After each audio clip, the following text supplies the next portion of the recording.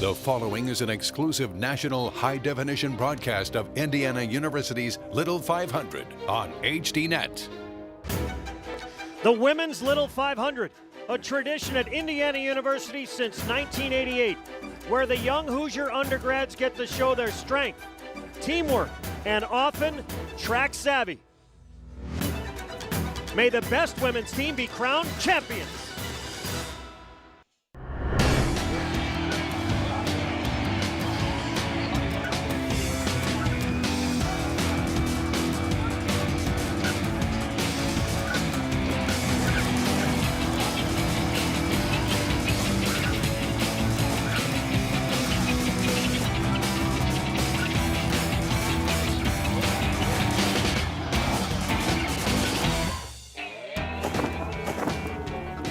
Good afternoon and welcome to the campus of Indiana University in Bloomington.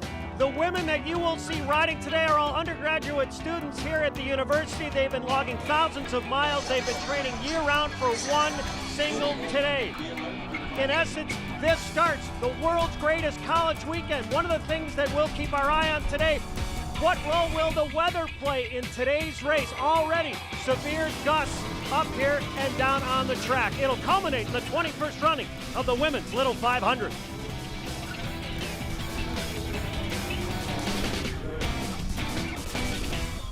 Hello again, everybody. Judd Surratt, glad you could join us once again for HDNet's coverage of the 21st running of the Women's Little 500. Once again, I am joined by Bloomington native, IU alum, and an all-star rider in the Men's Little 500, Jason Sonneborn. Jason is a guy who raced and competed in this race, and is a guy who graduated from here, who's from this town.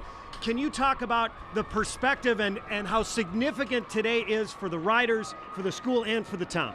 Oh, it means everything to these riders. It's a year-long worth of events put on by the Student Foundation. It means everything to the riders, right? 15,000 of their classmates pour out of dormitories, pour out of sororities and fraternities to come watch them compete today in a bike race. It is absolutely the Super Bowl of collegiate bike racing. Well, we talk about the world's greatest college weekend. Actually, the events for this or surrounding this have started the entire week, and with that I'd also like to bring in Dylan Casey. Dylan, you're a former Olympic rider. You rode in Sydney in 2000, a guy who's ridden all over the world, competed in all sorts of different races. Can you give us an idea of how unique this event is? Well, you know, Jed, this may not be the Olympics, this may not be a national champion event, but this is the biggest race in collegiate sports, like Jason mentioned, and these girls have been training for months like professionals. They've been living like professionals, and today somebody's going to win like a professional.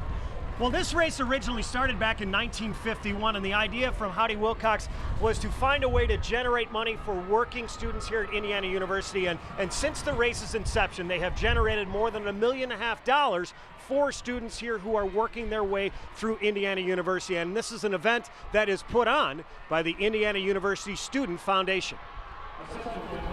I'm Trisha Runkle, and I'm the president of the Student Foundation. I'm Doug Davis, and I'm on the steering committee. The Student Foundation is a nonprofit organization, so our mission today is to create leadership opportunities by putting on campus events that in turn create the funding for working student scholarships, which is amazing because we're giving some students the chance to be able to actually come and experience IU.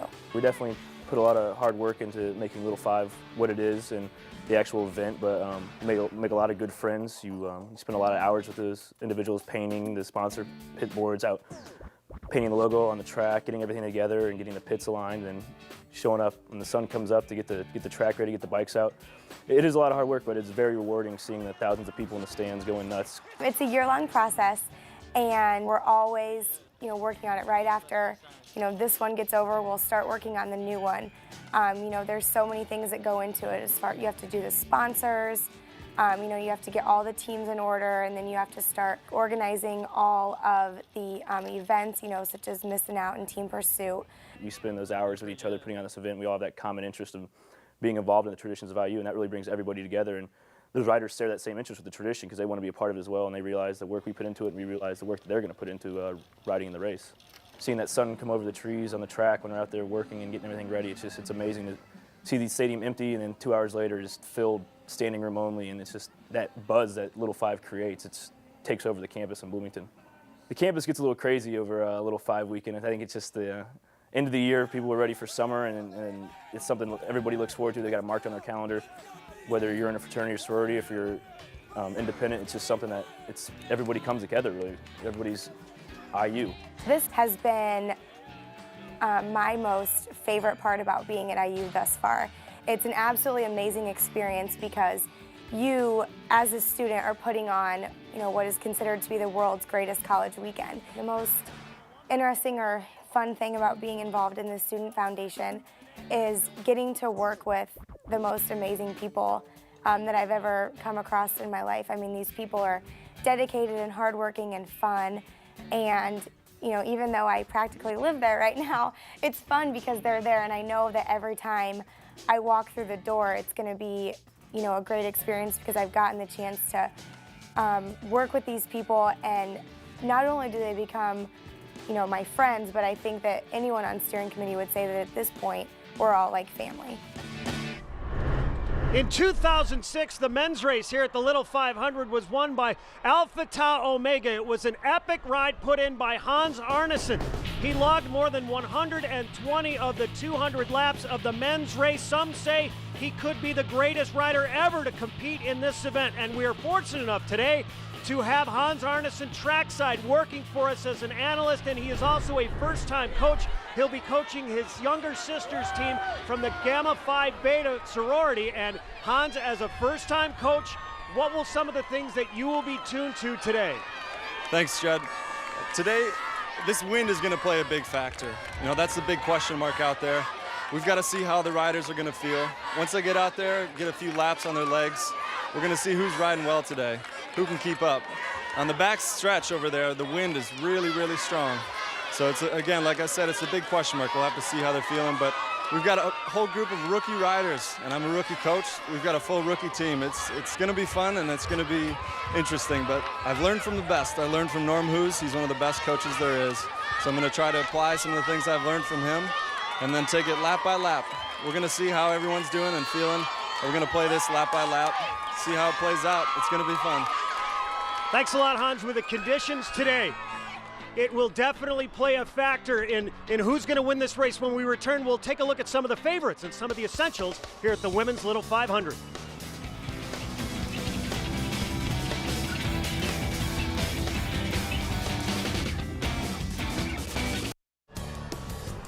Welcome back to the 21st rounding of the Women's Little 500. Earlier this week there was a rumor that Barack Obama would show up at the race. Well, it has come to fruition. He has descended like a rock star here at Bill Armstrong Stadium. Barack Obama, a Democratic presidential hopeful, making a speech earlier today.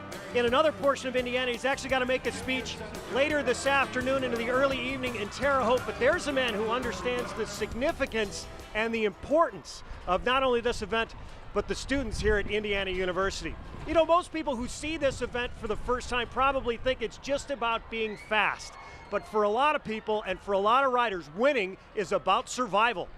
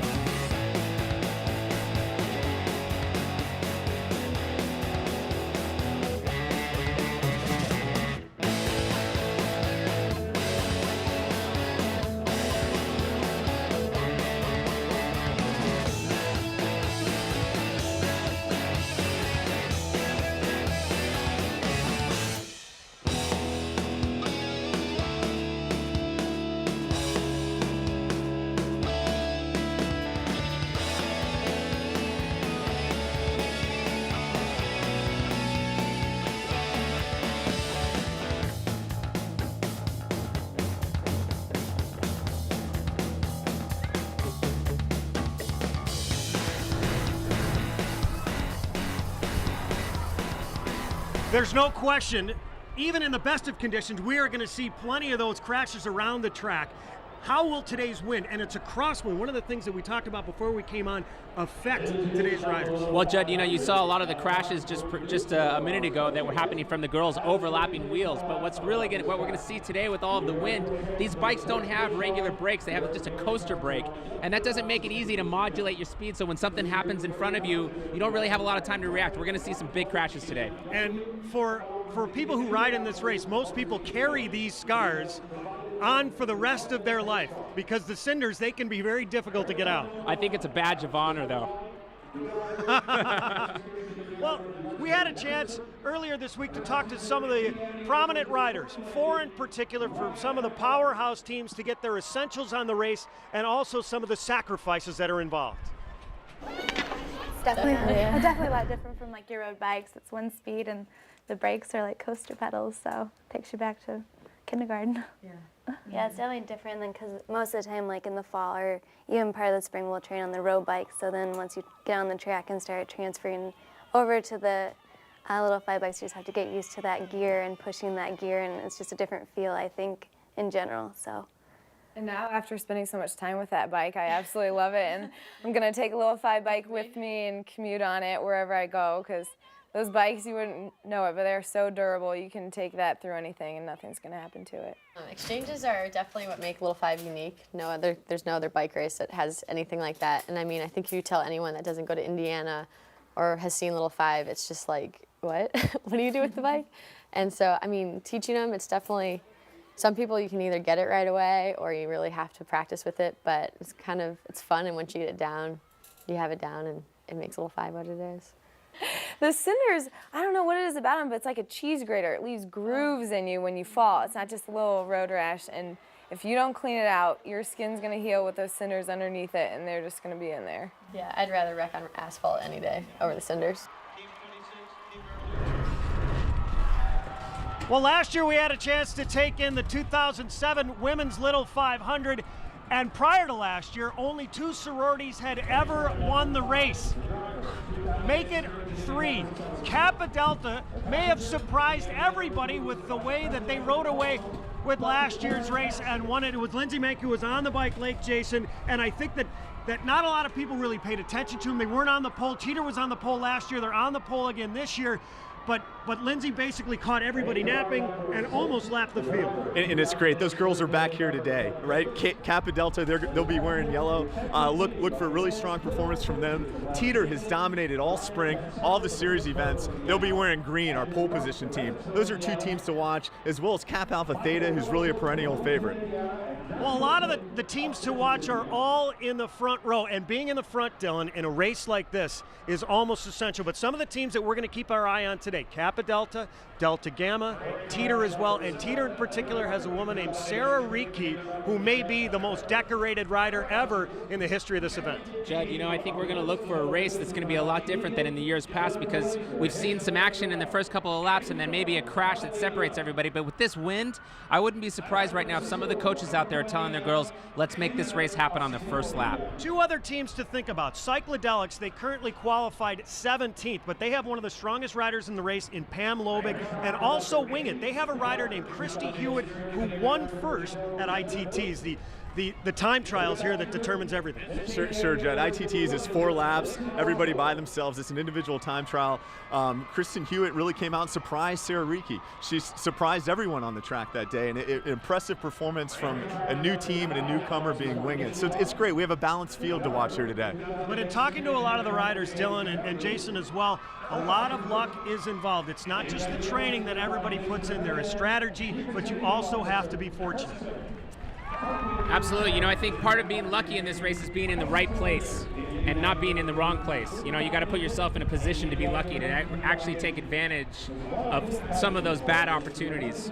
And one of the things that Hans Arneson touched on, Jason, is an awareness. And there was a lack of an awareness last year that allowed Kappa Delta to run away. One of the things that the coaches and a lot of the riders have to be cognizant of, experience will play a factor. And look for that today. Whenever you have a very strong team like Teeter, watch the other teams. They'll need to watch Teeter, as Teeter's going to try to push the pace from the start. Starting in the pole position, they'll try to string it out, use the wind to their advantage, and make this a hard race on the other teams. Dylan, you briefly referenced the bikes and how unique they are. Another thing that they have to do for today's race, the women have to exchange at least 5 times. when to exchange, how exchanges are made will be essential today. Well, you're right, Jed, and this is a team race, so they're really going to have a strategy that's redeveloped and redesigned based on the wind, because I think we're going to see a completely different race today. So those exchanges, when they do them, how they do them, is going to be completely different than something we've ever seen in the past. There are a couple of riders here who could actually put the hammer down and do the race all by themselves, or at least one or two, but even the strongest teams say it will take an entire team to win. Stay with us for more of our coverage of the 21st running of the Women's Little 500.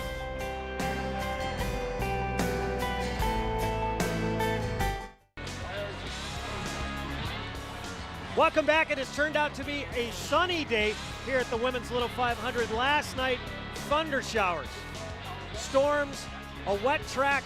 There were some, at least of a threat at points, and there was some intermittent rain here at the Women's Little 500, but at least at this point, the weather has accommodated. Jason and Dylan, one of the things that when you qualify, based on where you finish, allows you to choose where you want to have your pit. Does it matter? We're going to talk about this a little bit more at length tomorrow for the Men's Little 500, because you have favorites that are spread in different directions. But here today, you've got Teeter that is just in front of the pole, and you've got Kappa Delta, which qualified third, last year's returning champion, all the way to our left in turn 4.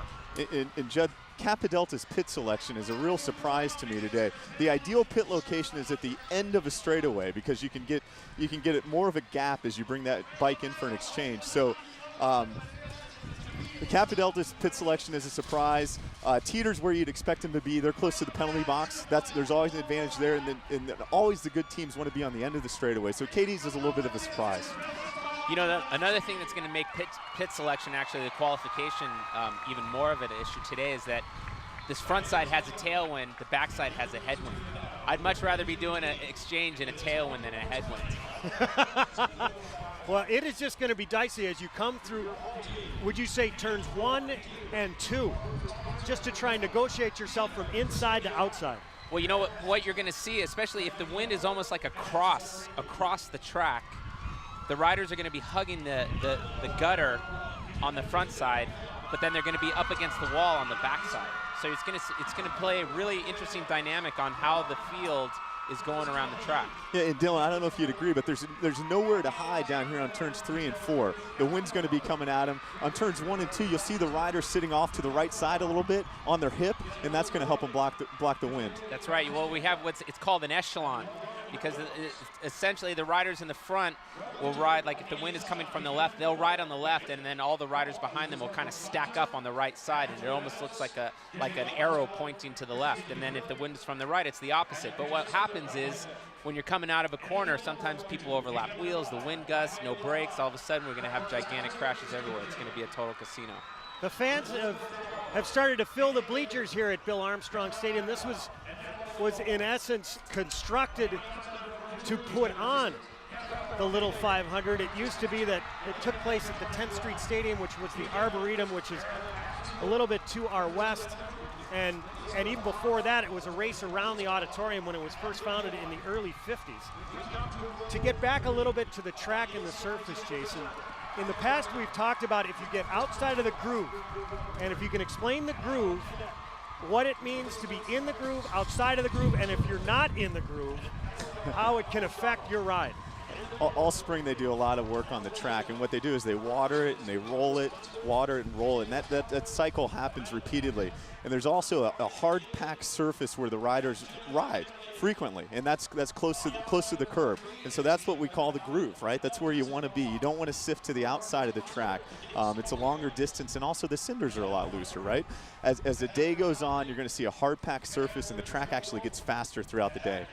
So with that in mind, and the way Dylan and both of you have described how you're going to have to take account of the wind, by going outside, you're putting yourself in peril. You are, because the cinders are loose. There's big grooves in there. It's not like road racing. It's somewhat of an interesting mix between mountain bike racing, road racing, and track racing. The surface is unique. The bike is unique. It's just part of what makes this just a wonderful weekend.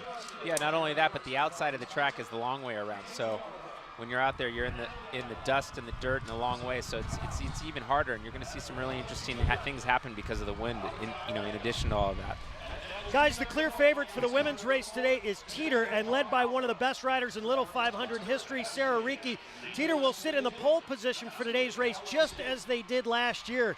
This year, even better, with 5 riders finishing in the top 11 at individual time trials, meaning that one of their best riders will not even be competing in the race this year. And we had a chance to sit down and talk with Team Teeter to get their outlook on today's race.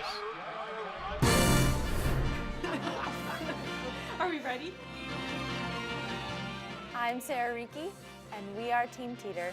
Teeter is a dorm on campus. Typically, freshmen live there, but we've taken that tradition out and built a team of freshmen through seniors. We do recruiting every year. We do it in the dorm, and just anyone we run into on the street that is interested in Little 5, we lend a hand. It's the girls that stick around and want to push themselves and want to ride hard. Those are the girls that usually stay with us at the end of the year. Push it, right? Teeter's been around for a handful of years, but we've really only begun to get good, and I'd say the past 6 years. It started with Bree Kovac, and she started building up the race, really pushing the envelope on how good women can be. And then we've tried to carry that tradition, and now we have a full team of excellent riders. Last year we got second place. The first place girl ended up a lap ahead of us, and we ended up in a 2-person sprint for second place, which we won. This year we're looking to win the race and go all the way. If you're training seriously, it kind of becomes more of a lifestyle where you ride like every day, or you're doing long rides on the weekend, and you're riding when it's cold. But that's been really great. And then with Quals weekend, I didn't ride in Quals, but it was just so exciting. It was the best day ever. And then so ITTs was a really great experience too. The last 2 years that I've been in the race, we've only actually had 4 girls, so we've never had to decide between 6 of us this year. Find your spin, okay? All out, and then 4, all you got. Yeah. Aren't those all the same? No, second. I think this year's gonna go awesome, even better than last year. It's just that we've all been working really hard, and we all believe in each other, so it's gonna come true. All the way! I think exchanges are terrifying.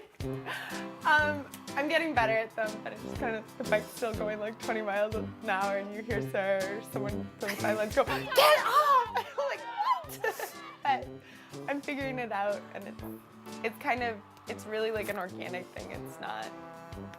It's not like this happens and you do this. It's kind of like, well, you hear it coming and then you're gonna stick your hands out, but it's just that moment and you have to feel it. And so it's been a difficult thing to learn, but I'm excited to do them. I took a spill a couple times, so it's a learning experience, and it's just something that you need to get down. There's no getting around it. A huge crash. Actually, I'm a Bloomington kid, so I've kind of grown up with the race, and I've seen it all these times. When I was in high school, it was, well, if I go to IU, this is something I want to do.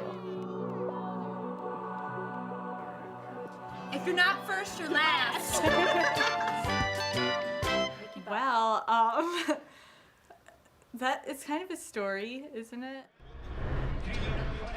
Guys, they're an intense group, but a loose group yesterday, or actually Wednesday, on the last day that women and men could both ride on the track. They all came out in boas. They were having a lot of fun. They were wearing what they call their funfetti shorts, which they're wearing today in all different colors because they said they like the cupcakes. Yeah, and there's no question, for 21 years, the women have helped make this weekend, right? When it was just a guys' race, you didn't have that co-ed aspect of it. So it's just a wonderful opportunity for men and for women that care about school, and they also care about athletics to come out here. These girls, they get to know each other all spring. They ride together, they go on spring break together, they learn how to do exchanges together. So they beat each other up before they come out and race on race day. Sarah Teeter, who you see on the right, she is the intense one of the group. On the left, you see Erin Hetzel, who had a terrible crash. And those are some of the battle scars that a lot of riders, both men and women, will have in this race. Jackie Moeller, who is not in that picture, she's the one that keeps everybody loose. As Sarah is intense in trying to drive that group, Jackie will try and lighten the mood. What a fun group of girls, though. You can tell they really have a great amount of fun together. They have great energy, and I think that's one of the elements that's really key to having a winning team.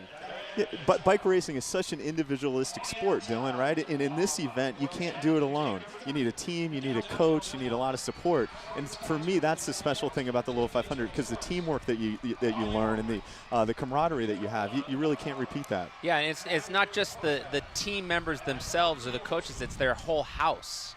You know, it's like this huge support crew that comes together and works together for the whole entire year for this one day. There are 3 different organizations, just very briefly, that are involved in these races, both men and women. Dorm teams, independent teams, sororities today. It'll be fraternities tomorrow. With Teeter in particular, just to get back to them, in talking to some of the riders on Wednesday, and even talking to Hans Arneson, who's with us today, a lot of the riders talked about the intimidation factor when it comes to Teeter, that once these girls are on the track, once these women are on the track, everybody takes notice, and a lot of them are intimidated. Yeah, and Dylan can talk to this as well, but bike racing is mental and it's physical. I don't quite know what the exact ratio is, but all the things that happen in the spring events, it helps, you know, build a mental outlook on the race. So you've seen Teeter just dominate this spring, so the other women and the other teams have to be aware of that. And the mental aspect of it will definitely come into play today. Well, you know, what's great is all the kind of trash talking that happens in the weeks leading up to today. I mean, all the different qualifying events, and everybody's keeping track of who's doing what and what the qualifying times were. And it all comes down today. It's great. And during the spring, I've heard the term flex your muscles, right? There's track practice every day, so it's an opportunity to come out and kind of show what you got, flex your muscles a little bit, intimidate the other teams. I had a chance to visit with Pam Lobig, and we did talk about the Teeter team, and in particular, she said, I've tried to watch some of their strategy, and I've tried to inform some of the other teams so we can compete with them. And when they try and break away, one of the things that she said is, I've watched them all week, and they try to do these 2-lap burns to just get a sizable lead. There are ways that we can keep them in competition with everybody else. How? Well, I think Pam and Psychedelics, what they want to do is they want to keep it together. You know, Teeter outright has the strongest women. That's proved by their ITTs. So somehow Psychedelics and Kappa Delta, Kappa Alpha Theta, Kappa Kappa Gamma, they need to keep Teeter in check. And how they can do that is stay close to them, stay on their wheels, and essentially kind of keep somewhat of a pack together throughout this 100-lap race. I just don't think it's possible today. I think we're going to see a race that gets broken up pretty early. And for Teeter, that's a great strategy. That's a great thing that could happen for them because they have a strong team and they want to ride a strong race. For some of the other teams that have sprinters that are really going to be looking for the last lap, they're going to have to reshuffle the deck a little bit and maybe change their strategy. Alex Enan, who's working for us as a spotter today, rode and won with Dodds House in the men's race back, I believe, in 2002. He mentioned that earlier this week there was a severe crash along the backside around turn 3, and he said a lot of it had to do with the headwind there. And there was a pack, they hit the headwind, everybody bunched up, and it was a massive pileup, and there were a couple women who were injured. One busted a collarbone, and one tore ligaments in a wrist. Yeah, we call that the accordion effect because essentially when they go into the turns, what happens is they bunch up, right? Bikes are really tight together, wheels are close together, and that's when we see those accidents. It's hard on the women. It's an awful lot of excitement, I guess, for the fans to watch. But that's when you see the accidents happen, is when the groups bunch up, and the wind just adds to that, right? Because it pulls them together as they're going into the turns. Everybody for these events prepares differently, trains differently. The night before the event, I've heard that some women, some men, just to try and get away from the pomp and circumstance and the Mardi Gras-like intensity and atmosphere on the campus, they will get hotel rooms so they can at least get some sleep and focus. Did you ever do that? Yeah, we always stayed outside of Bloomington the night before the race because in a fraternity house, there's not a whole lot of sleep that happens this week. So, yeah, you do try to get away from campus a little bit. There was an article in the Indiana Daily Student, just what everybody's going to do to prepare for the race, whether it's music, what they're going to eat, just to try and prepare for this epic ride. But from start to finish for most of these riders, when will their day start? How do they try and time it out so at least they can take away some of the nervousness of it? Yeah, we talked about that a little bit last night, Judd, with the Cutters team. And this is such a long day if you think about it, right? You had a presidential candidate here. You wake up early, and really you don't want to get going until the white flag, until the green flag is thrown out and the race starts. You don't want to get wound up too soon. So it's almost a challenge in a way to wait until the race starts and really give it your all then. We have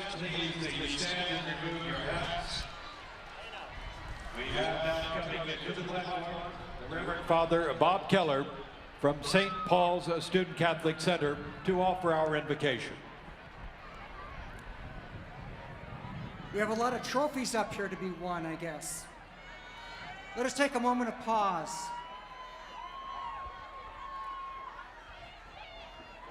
We gather today for purpose, challenge, personal achievement, and teamwork. Let us all give pause in the manner in which we will be remembered today for the sportsmanship of each participant, for the integrity of all supporters, and for the gains made for IU scholarships. The test of this race is more than athletic ability. It is a spirit quest coded in the focus of body, mind, and spirit around the circumference of this track. May we witness the deeper resources of our being in true gallantry, of justice in manners, and of joy in the pursuit of excellence. O source of all being, keep us safe in the turns of this track and in the turns of our lives. And may we truly celebrate this race and carry that into our lives. Amen.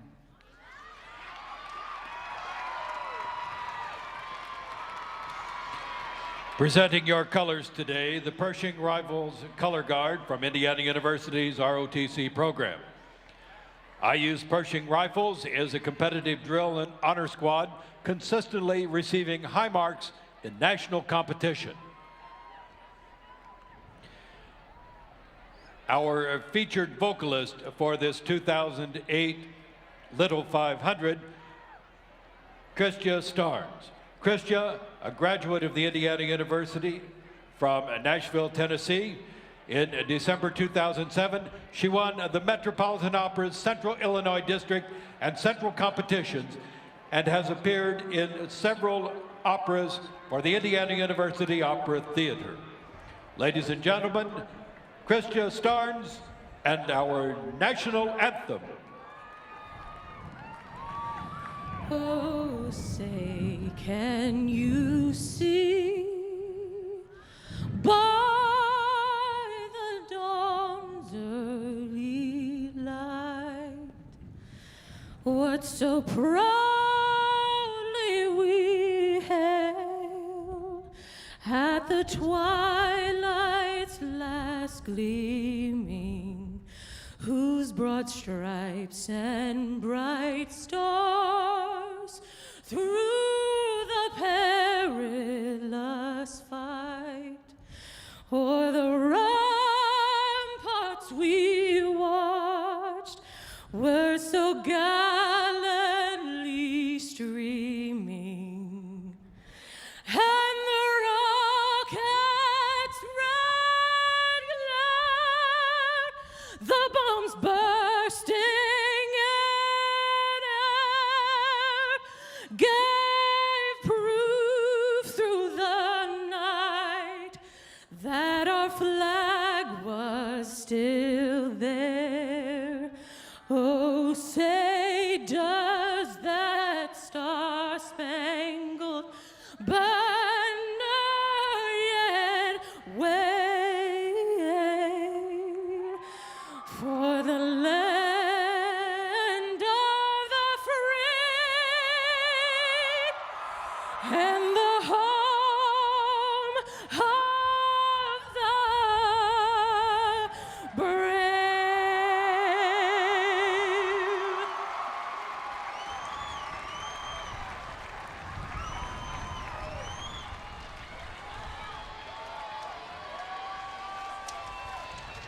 With the starting line, now it's the starting finish line. Get ready for racing. Here is the acclaimed a cappella group, Straight No Chaser, presenting Back Home Again in Indiana.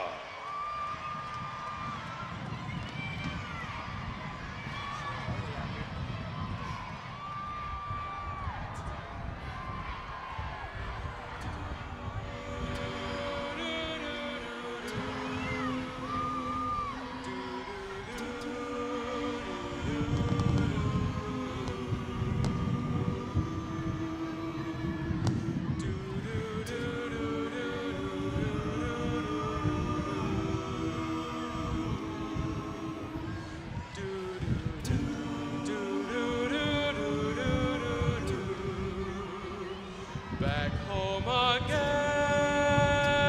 in Indiana, and it seems that I can see the gleaming candlelight still shining bright through the sycamores for me. The new mown hay sends all its fragrance from the fields I used to roam. When I dream about the Wabash, then I long for my Indiana home.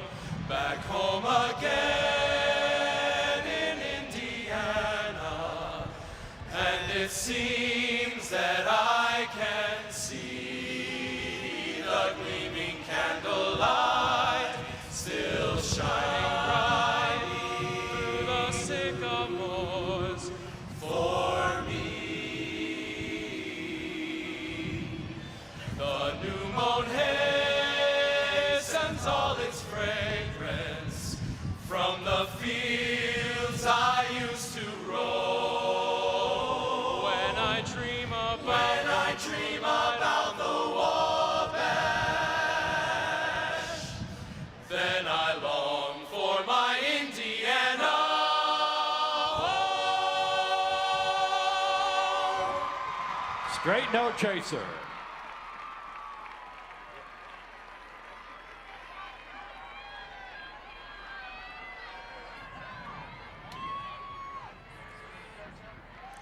If you're in the infield and not wearing official credentials as a participant or official, please move to the grandstands or spectator areas. Only properly accredited personnel will be permitted in the infield during the race. Only workers are allowed to cross after the first 5 laps. We welcome to the stage today's race starter, and she's a special one, ladies and gentlemen, IU women's basketball coach Felicia Leggett-Jack. She's accompanied by team captains Jory Davis and Whitney Thomas, and the rest of your Indiana Hoosiers.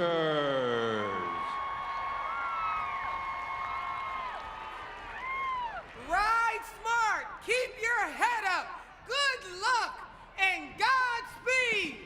Now, the words we've been waiting to hear. Ladies, mount your Schwinn bicycles!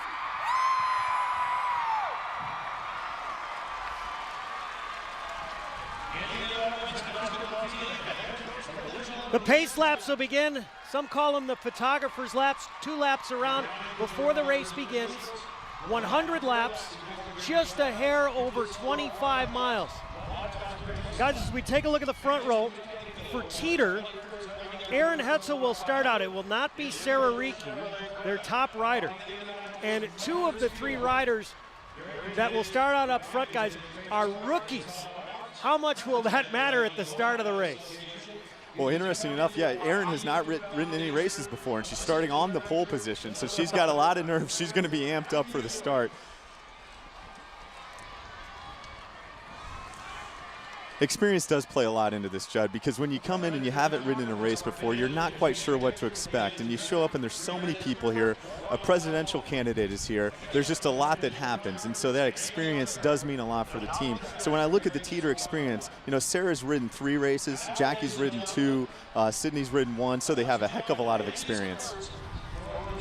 Delta Gamma, which qualified second last year, they had to start out with a 2-second pre-race penalty, and they said it was just a disaster after that. Kappa Delta, last year's returning champion. In the second row, Wing It, Christy Hewitt won the ITTs, the fastest rider. Hi-Fi, a lot of people think that they could be a dark horse today, and Kappa Alpha Theta, one of the powerhouse programs here. Yeah, I think Kappa Alpha Theta has won 5 times. That's Liz Pilata on the bike starting for them. You know, they just have so much experience, which helps them on race day. They may not have all the talent, but that experience makes up for a lot. You see Barack Obama has stuck around. He wants to watch like everybody else. And these first few laps often are some of the most exciting as they try and jockey for position. Yeah, I sure wouldn't want to be anywhere past, you know, row 5 or 6. You know, we can see some of the teams that are there, because we're going to see a lot of action in the first 5 to 10 laps of this race. And you can see even at the slow pace the difference between the front and the back. Alpha Phi, one of the 4 teams that has raced in all 21 of the women's Little 500. Began in 1988. At the time, Kappa Alpha Theta in 1987 tried to qualify for the race. They were close. They actually didn't make it. There were 4 other men's teams that also were eliminated. This race is patterned almost identically after the Indianapolis 500, which Howdy Wilcox, who founded the race, his father won it in 1919. So it's 33, there are 33 slots. There are only 32 teams here for the women. There will be a full 33 tomorrow, and each has a row. It'll be essentially 11 rows of 3. And look there on the last row, Dylan. We got a team. We got SOFA out there. You know, as a former bike racer, you want to keep your feet up. Maybe that's been their strategy going into the race. I definitely like the strategy. There's something to be said for taking it easy. There are 2 teams from the School of Fine Arts. The other one, they just wanted to call themselves SOFA, or the SOFA, and the IUSF said that's not going to work. You're going to have to find another name. So they went with Team Couch. So there are 2 teams here as we're about ready to begin. So it's all about the pageantry right now. I think there's one more lap. In essence, they do 3. What these women have to do is they have to maintain their rows. You cannot creep, so you have to maintain your 11 rows. And this is just an opportunity for them to ride around, have a good time, and show off in front of their fans. The car is going to pick up going down the backstretch and get these women kind of ramped up. You'll see them almost hit 25, 27 miles an hour as they come across the start line. So, Jason, does some of this have any influence from the Indianapolis 500 with the grid starts and the kind of pomp and circumstance that happens in that race? Yeah, and it goes back to what Judd mentioned. You know, Howdy Wilcox did want to tailor this race after the Indianapolis 500. So that's why it's a little 500. That's right. The winner today will get the Borg Warner Trophy, and instead of the glass of milk, it'll be a milkshake from Steak and Shake, which I talked to the DG team. Every time they drive by Steak and Shake, they think about it. Yeah. I believe the guy that started Steak and Shake is an IU Business School alum. And here they come. This is really when it gets exciting, right? This is when it starts to heat up and the adrenaline starts to pump. Chappie Blackwell will wave the green flag, and the 21st running of the Women's Little 500 is underway. Early on, Aaron Hetzel for the Teeter team will take the starting position and start to push. Well, you can already see some of the girls in the back are trying to work their way to the front, which is why you see them come out of turn 2 so wide. And I love it. You know, a 5-time champion, Kappa Kappa Gamma, is not going to deal with being in the back too long. Same with Psychedelics. Look at them, just kind of, they want to be up front right away, and maybe in Teeter really kind of letting them come through. Psychedelics will come around after 1 lap and lead. That is Pam Lobig on the bike. Her sister was one of her teammates last year for Psychedelics. They felt like they were too intense, didn't have enough fun, and it was their undoing. They were one of the favorites to win this race last year.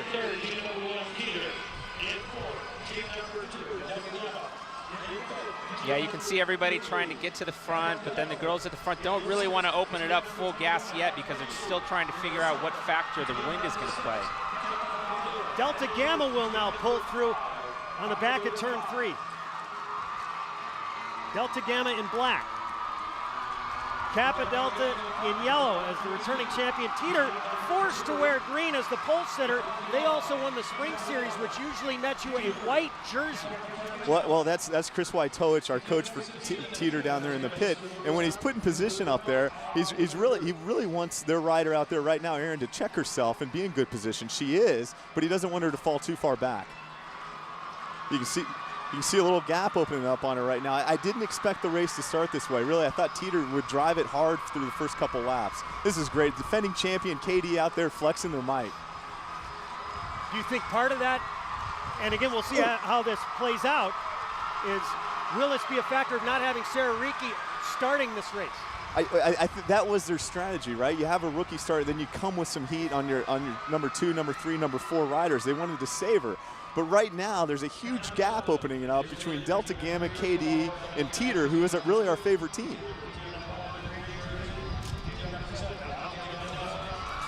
She's not panicked, though. She's closing the gap. I think that's what's important, right? When a gap opens up, don't panic. You're going to pull it back. Right, and not only that, but sometimes you can't take all the responsibility yourself to bring it back. And we can see here that the front of the bunch is coming back together, and it looks like some of the teams are starting to think about doing some exchanges. Dylan, what's the benefit of drafting out there? You see a little gap open up between Teeter and the first 2 teams. What's the benefit of drafting, and how does that play in? Well, you know, they say it's about 30% different in the amount of energy it requires to go the same speed. So drafting plays quite a big factor, especially later on in the race. It was a 50-lap race, and I'm sorry, a 100-lap race, and we're only 4 laps into it. So this really makes a big difference later on. How is the strategy for this race different than the men's race because it's half the laps? The men 200, this 100. I think the strategy is still very similar. You want to have quality exchanges, and you want to put yourself in the best position to win. And so, you know, strategy comes into play so much, but really as a bike racer, you just react. You can write everything down before the race, but when you're out there, you just react. And you know, we see the girl from Teeter. She's sitting in second place. She's got great pack position. She didn't panic when that gap opened up. She's doing exactly what she's supposed to be doing in the first 10 laps of this race. You can start to see some of the conversation that's going at the front of the peloton at this moment. What are they conversing about? Well, I think they're saying, okay, look, you know, the race has started opening up a little bit. Everything's still together. Maybe the wind isn't going to be that big of a deal. We've made it the first 5 laps, no crashes. You know, maybe they're talking about the party later on tonight. Who knows? Erin Hetzel is still on the bike, finished 8th in ITT. It's all business. I'm really impressed with Delta Gamma. That's Julianne Ellis on the bike for them. She's in black. She's just rode a terrific first set. She's been out there. She's pulled. Now she's sitting second. She's doing what her team needs her to do early in the race. Delta Gamma, a veteran team. They've got a couple of seniors. They have all come up together, and they feel like their experience could pay dividends today.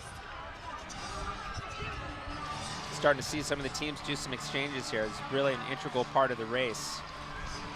Will really play a factor later on, especially when the teams are trying to put their best sprinter in. The women will have to exchange at least 5 times. Guys, can you talk about the different types of exchanges that we will see today?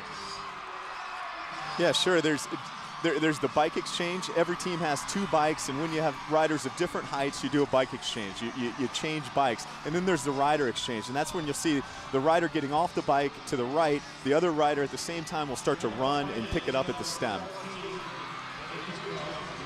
They're also limited in where they can exchange, correct? They have to make it within a certain boundary. Correct. It's a 16. The pits are 16 feet. I think they have, it's based on where the back wheel, where you can start, where you can finish. And you have to exchange within your pits, right? And the pit lines extend out onto the track, but you have to exchange within your pit. So here we see Delta Gamma coming in for their first exchange. She's going to take off, and the whole idea here is to keep it vertical. That's a great pickup, and she's on the bike. Jessica Lander will step on the bike from Coto de Caza, California. A senior, she's going to graduate this year. This will be her 3rd race. She is their sprinter. And so really the strategy for the exchange is to get a gap from the pack so you can enter back into the pack on the front. You don't want to have to come up through the riffraff to the back. And that is the real strategy around the exchange. Coming in good position. Here comes Teeter, our team in green, our pole sitters. It's going to be a bike-to-bike exchange. Jackie Moeller looks like she is going to be stepping on the bike. So you see the tag here. They're of different heights, so they're riding different bikes. She's doing a little track time early. That's okay. She rode a good 9-lap set. For people who are seeing this race for the first time, guys, unique bikes. You talked about the coaster brake, single speed, but also no toe clips. You can't add anything to the bike. They actually have to turn these bikes in to the IU Student Foundation, then they're given back to them on race day.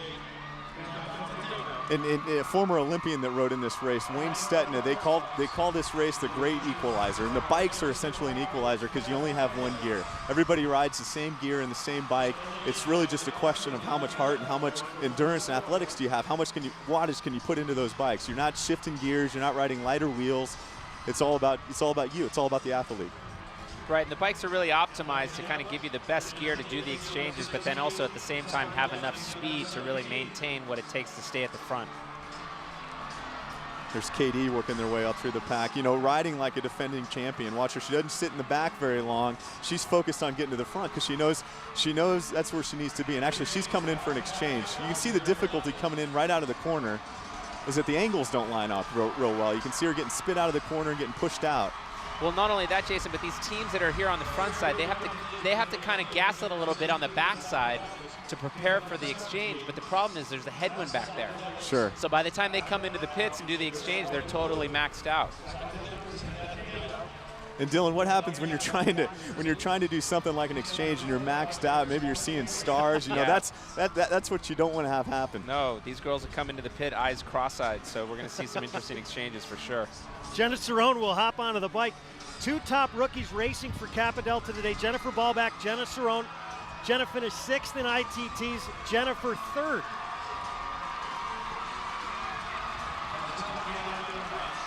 You know, we already see the lead field. What we refer to in racing is the peloton is almost down to about 10 or 11 riders. Yeah, and those teams, you know, Delta Gamma has really impressed me. The team in black, they're riding on the front. You know, Wing It's sitting 3rd right now. Psychedelics is there. Teeter's back a little bit in the pack. We haven't seen a real fast pace early. It's essentially a little pack is out there. Yeah, you know, I'm really surprised. I thought that maybe Teeter was going to come out full gas on the first 5 laps and just try to blow the race apart, but we really haven't seen that. But they haven't rode their best rider yet. It's true. Are they trying to tire out the other top riders, thinking that they're going to have their best at the start in order to compete with Teeter? Essentially, when you have 4 riders, you stack them up and you rank them 1 through 4. And if Sarah's their number 1 rider, she's likely going to get on the bike when riders 3 and 4 are on for other teams. And so that gives them a real advantage. The weather has accommodated thus far here at Bill Armstrong Stadium in Bloomington, Indiana. It's the 21st running of the Women's Little 500. We'll have more of our coverage here from HCNet when we return.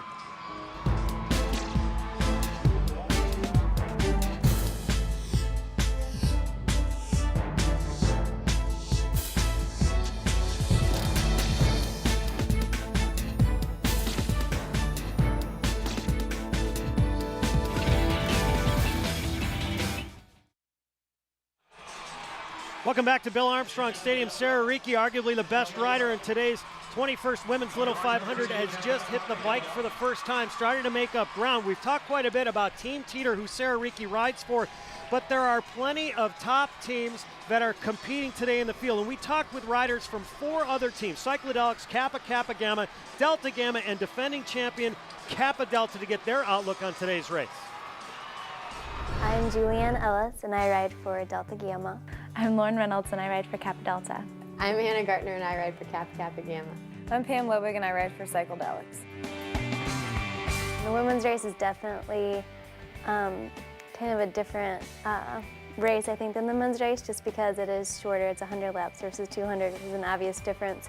But I think, too, there's a lot of things, like in the women's race, if there's like one mistake or one dropped exchange, I think it's a lot harder to recover from like mistakes that you make during the race. Whereas the men's, you have a longer period, I guess, to make up the mistakes if that would happen. It's an intense, it's fast, it's an hour long. I feel like you put all this training into the race for 1 hour. And yeah, I think in the end it's worth it, and it's a fun day, fun race.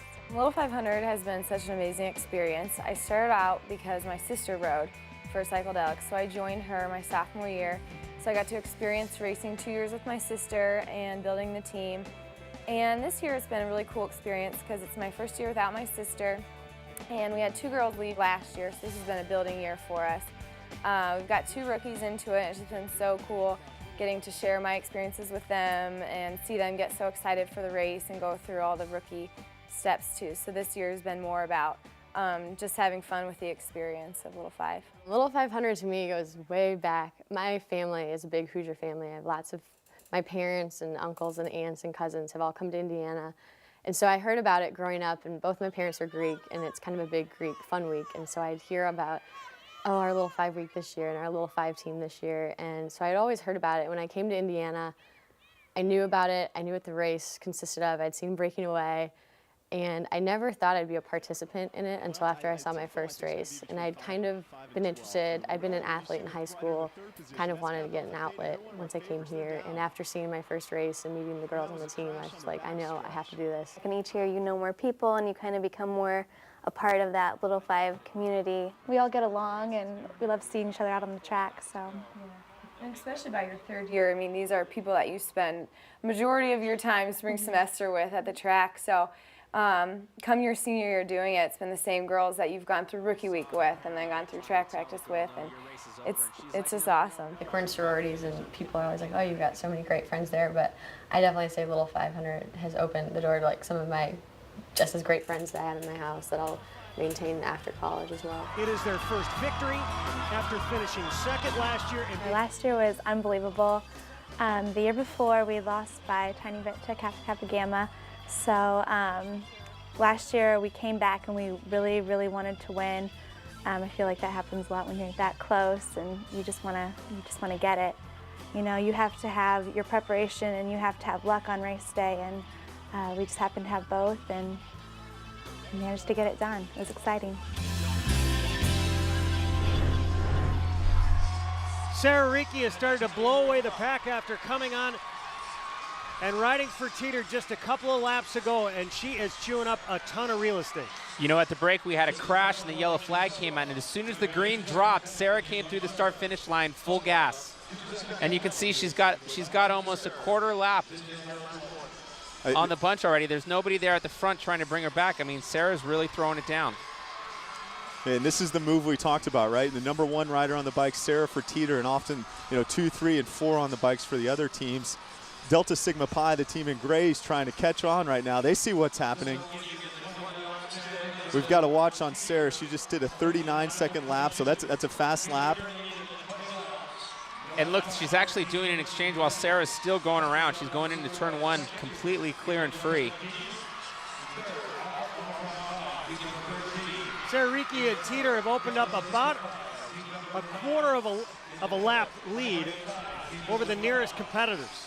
And she's all by herself, Dylan. She's all by herself out there time trialing into the wind, really showing her strength. It's up to the other teams right now. KD, Kappa Kappa Gamma, Psychedelics, Theta to move up there and start to try to pull her back. Sarah's rolling right now. Yeah, and if we go to the front of the bunch, there's absolutely nobody at the front really getting that organized and pulling. They're kind of sitting around looking at each other saying, hey, no, you take responsibility. No, you take responsibility. Meanwhile, Sarah's already halfway up the track. She had her tongue out there coming down the front straightaway. She did. You know, she's looking to the coach saying, all right, I've done my 2 laps, full laps. What do I do now? Should I come in, take an exchange? And he's going, no, go, go, go. Keep going. And the fun thing about this, actually, Chris Wojtowicz is their coach. In 2000, he led a cutters team that lapped the field and did something very similar to what Sarah's starting to do right now. That's right, and Sarah's coming in for an exchange. We can see her teammate in the pit ready to do a bike exchange and hopefully extend that gap that she's got right now. There's a bike-to-bike exchange. That was a good exchange. Bike exchanges are usually a little bit slower. You saw the pit just yelling, go, go, go. There's not a whole lot of turning back at this point. You got a gap and you got to keep moving. Sarah Ricci had a chance to win this race as a freshman back in 2005. Teeter and Dorm team, this is their 14th Women's Little 500. Teeter has really just blown this whole race to pieces. It's a complete yard sale out there right now. Riders all over the track. This is hard for us to follow, and we've got a whole team of people up here helping us spot, but I can tell you right now that Teeter has just blown this race to all the pieces. Here you see our leaderboard, Teeter, Kappa Alpha Theta, in a distant second.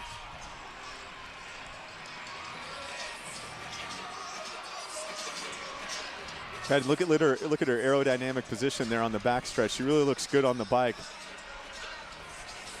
Hans, what's your perspective on the way the race is going thus far, not only for your team, but for the leaders as well? Right now, this wind is really playing a big factor in this race. It's broken up the pack. You can see it's shattered right now. We're one lap down, but we're staying with the leaders, and we're just trying to draft right now. We're trying to stay out of the wind and save as much energy as possible. It's going to be a hard and a long day. Let's go. And then you have Pi Beta Pi, Delta Sigma Pi, team number 9. Team number 6, Kappa Alpha Theta. Tried it. Dylan, a moment ago you talked about the fact that these women should start to work together to try and pull themselves back in front. How do you pull that off? Well, what's happening right now is you have Teeter, who's clearly off the front and going flat out. And although she has a rider with her, that's somebody that's actually lapped, and the rules probably state that she's not allowed to actually help Sarah. But what's going on behind her is there's a whole peloton of riders that have to work together in order to catch Sarah. Otherwise, they're out of the race, and Sarah's going to be a lap up and be able to win. So they have to kind of collaborate. They have to put aside their own individual interests and you know, try to work together to bring Sarah back. Otherwise, this race is over. We're only 28 laps into it. Sydney Hatton on the bike now for Teeter. Remember, this is a group that actually, one of their best riders, she's not even riding today. It's a freshman, Caitlin Van Kooten, who qualified 5th in ITTs. But because she's a freshman and a first-year student, they went with an older group. You know, the only thing I can even see going on behind Teeters right now is Delta Gamma and Delta Sigma Pi trying to work together to bring her back, and we see complete chaos going out there. There's just riders everywhere looking around, trying to figure out who's doing what. But, you know, right here we have Delta Gamma on the front. We're 30 laps into a 100-lap race, and it almost looks like Teeter has just run away with it already. Yeah, they've got about a half-lap lead on our defending champion KD and Kappa Alpha Theta. The only regroup I do see back there is Kappa Alpha Theta, KD, Delta Gamma, and Psychedelics. But again, they're almost a half a lap down at this point. But not only that, but, you know, so the Teeter coach is just saying, go, go, go. You know, this is it. We've done it. And the other girls and the other teams, they're not really collaborating that well together. They're kind of like taking a hard pull, then pulling back, and I think this is it. It's demoralizing seeing somebody up the road on you and not quite knowing if you have the gas to get them back. And not only that, but there was all the trash talking about how strong Teeter was and that they were going to come to the race and just completely blow it apart, and they're doing it. It's like a self-fulfilling prophecy, and everybody's just playing right into it. That said, one of the factors that we talked about right as we came on the air, the crash factor. And as Teeter starts to move through the field and starts to sift through some of the competition that may not have a chance to finish in the top 10, they still have to be alert, and it could cost them. Anything can happen out there. She could get a flat tire, she could hit a rock, she could slide out, crash. I mean, the race is not over until it's over, but they've definitely doing everything right. Pi Phi has now moved into second. Delta Sigma Pi, a business fraternity which has entrance in both the women's and the men's race, has now pulled into third. Psychedelics fourth.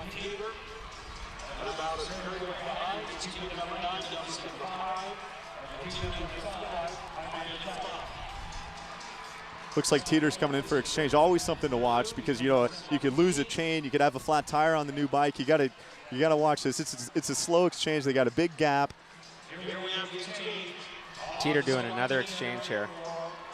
She doesn't really look that tired. I don't know about you, Jason, but she looks like she just did, you know, brisk walk around the block.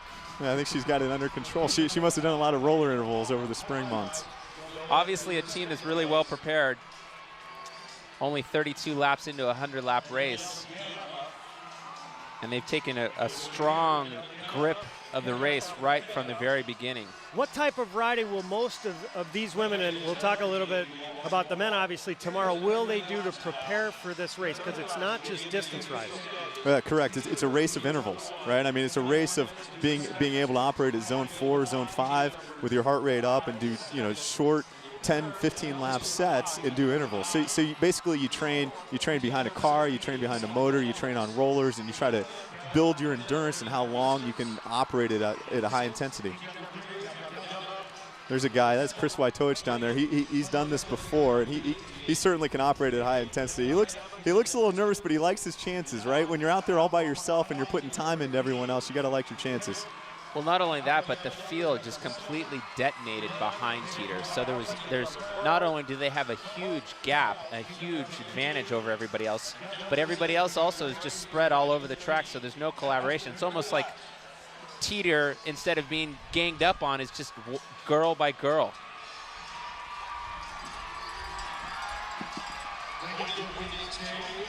"34 laps complete. The record, by the way, for those of you with a stopwatch out, 89, beyond control, 1 hour, 6 minutes, 58 seconds. That was in the second year of the race, and it hasn't been shattered since. Is that somewhat amazing considering how much training has changed? Yeah, well, it is a surprise that it happened, you know, and I think the men's record is 1986 with the cutters. So what you'll see year to year on this track is some years the track is faster than others. So perhaps in the late 80s, right, it was a fast track and awfully good riders. You know, I count only 6 teams on the lead lap right now. And Judd, that's another fun thing about this race is it's been going on since the 1950s, and the bikes haven't really changed. They're still riding the same gear, and they're still doing the same. It's a tradition here at IU. The bikes originally started as Schwinn, then they moved to Roadmaster, and then they moved back to Schwinn. Did either of you guys have a chance to ride the Roadmasters, and could you sense any difference if you did? Oh yeah, sure. When I first started, they were made by Roadmaster and they were steel, and then next was an aluminum bike. And to be honest with you, even though the aluminum bike was a little bit lighter, I liked the steel because it was sturdier. And it was like the Cadillac, right? So the bikes have changed a lot over the years. Yeah, and the weight doesn't really make a difference because the track is completely flat. You actually want a bike that's stiffer because the exchanges actually make a big difference. You know, when you're trying to get back up to speed, you know, having a stiff frame puts all that horsepower directly to the rear wheel. Yeah, you see our school colors, right? Red, you see the IU logo on the fork. It's really a custom model. Right, and so the rules dictate that each team has to use the same exact bike, but they're able to change the saddle and the handlebars and the stem to kind of fit whatever the main part of the team is. Have they talked over the years about making any changes whatsoever to the bike?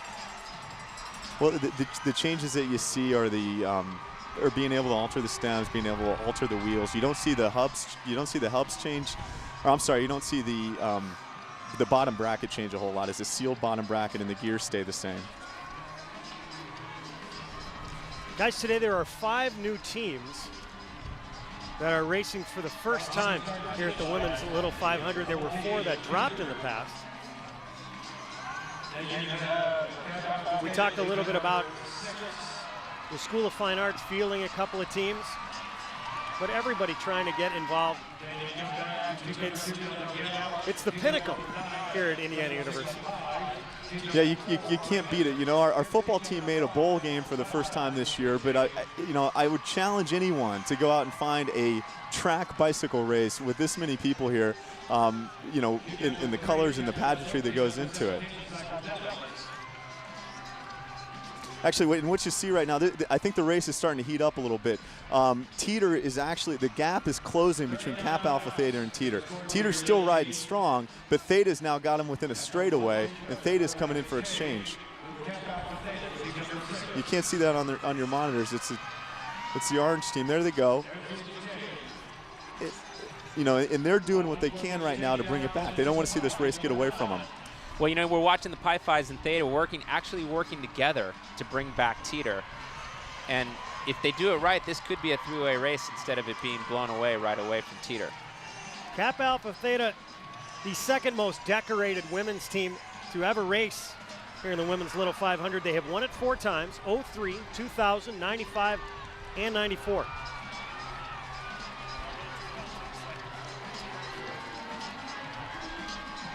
.40 laps complete, just over 28 minutes. Teeter leading. There's Winged in the pits. Yeah, so Teeter's out there, they look comfortable. But do we see Kappa Alpha Theta trying to make a move along the back straight? Oh yeah, they've essentially got it closed right now. This is the Teeter rider's last lap, and she's really slowed down a lot. I saw the coach last time around signal to come in. Sarah Rieke's getting ready to hop back on the bike, but she's lost her gap to Kappa Alpha Theta. This is great. Theta's pulled it back. Bike-to-bike exchange. This is great, and the leader is now Kappa Alpha Theta. That's right. So Teeter's, you know, basically lost that huge advantage, or we could think of it as Theta actually getting back up to the advantage. So we have a two-team race now.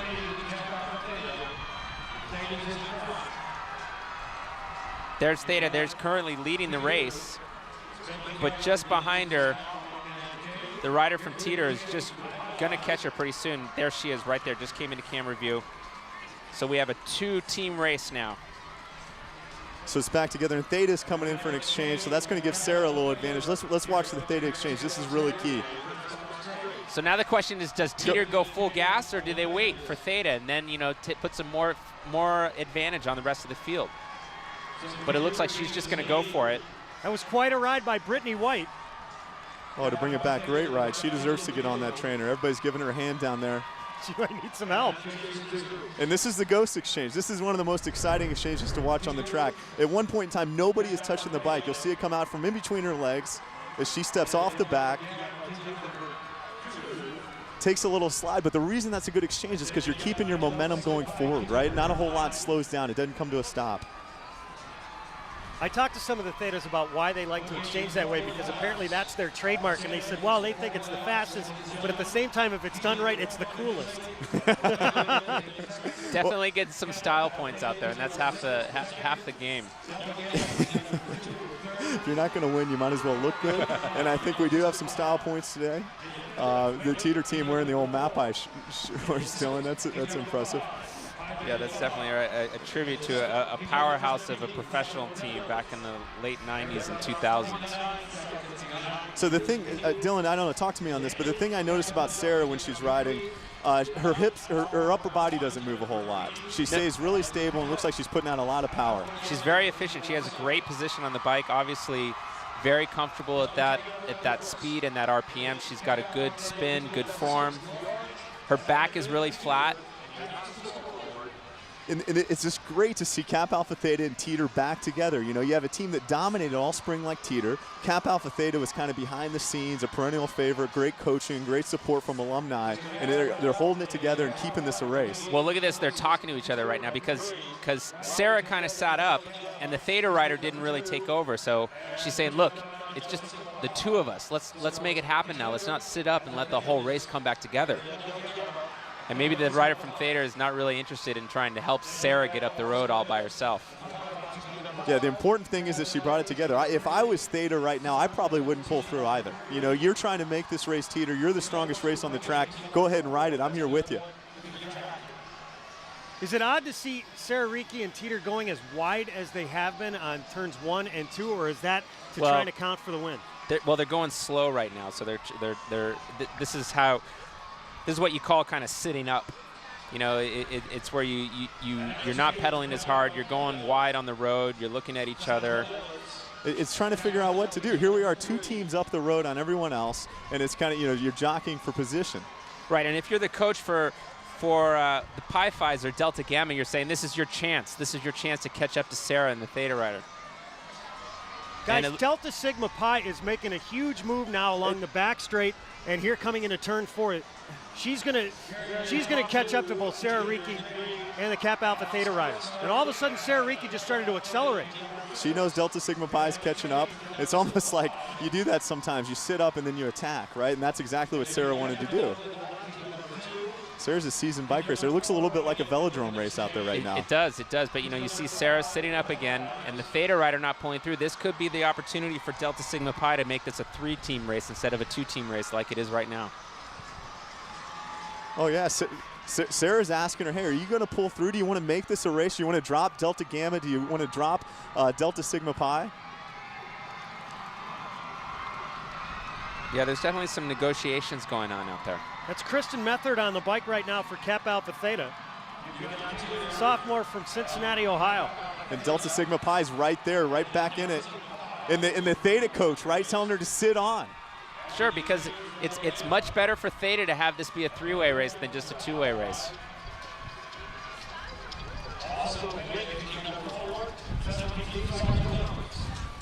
Almost halfway complete. We're at lap 47. And all of a sudden there are now 3 teams that have bunched back together after Teeter took a sizable lead, almost a half-lap lead, a quarter of the way into the race. And it's soon to be 4. If we can get a camera, you know, with this slow pace, Delta Gamma, who rode really strong early, is back in the race. That's right. It's actually pretty amazing. I mean, we saw the race completely blown apart, and now it's all coming back together. We had a one-team race, now 2, now 3, now it's 4. Delta Gamma making contact. Let me ask you both. A lot of the women and the men talk about the fact that when they make up so much ground, they expend so much energy, they don't have a lot at the end. Everybody except Teeter really had to expend a lot of energy to give themselves a chance. Yeah, that's definitely going to make a difference in the last couple of laps. And the coaches are going to have to start to think about, well, who's fresh? Who on my team is going to be the freshest, fastest rider on those last couple of laps? Because now they have to start thinking about who's the best sprinter on my team. And then the other teams have to look at the makeup of the teams that they're racing against and say, okay, who do they have on their team? Are they a faster sprinter than my best sprinter? And it's like a chess match going on out there right now. Hans, all of a sudden the race has changed dramatically, hasn't it? What's that? The race has changed. It was Teeter that was winning in a round here early. Now you've got a peloton of leaders. Yeah, it looks like a couple of leaders are coming back together. It's just being strung out. It looks like a time trial. This is going to be a 100-lap time trial. These teams are dominating today. We're just trying to catch up and ride in a pack. We're trying to get together and ride with some of the stronger teams.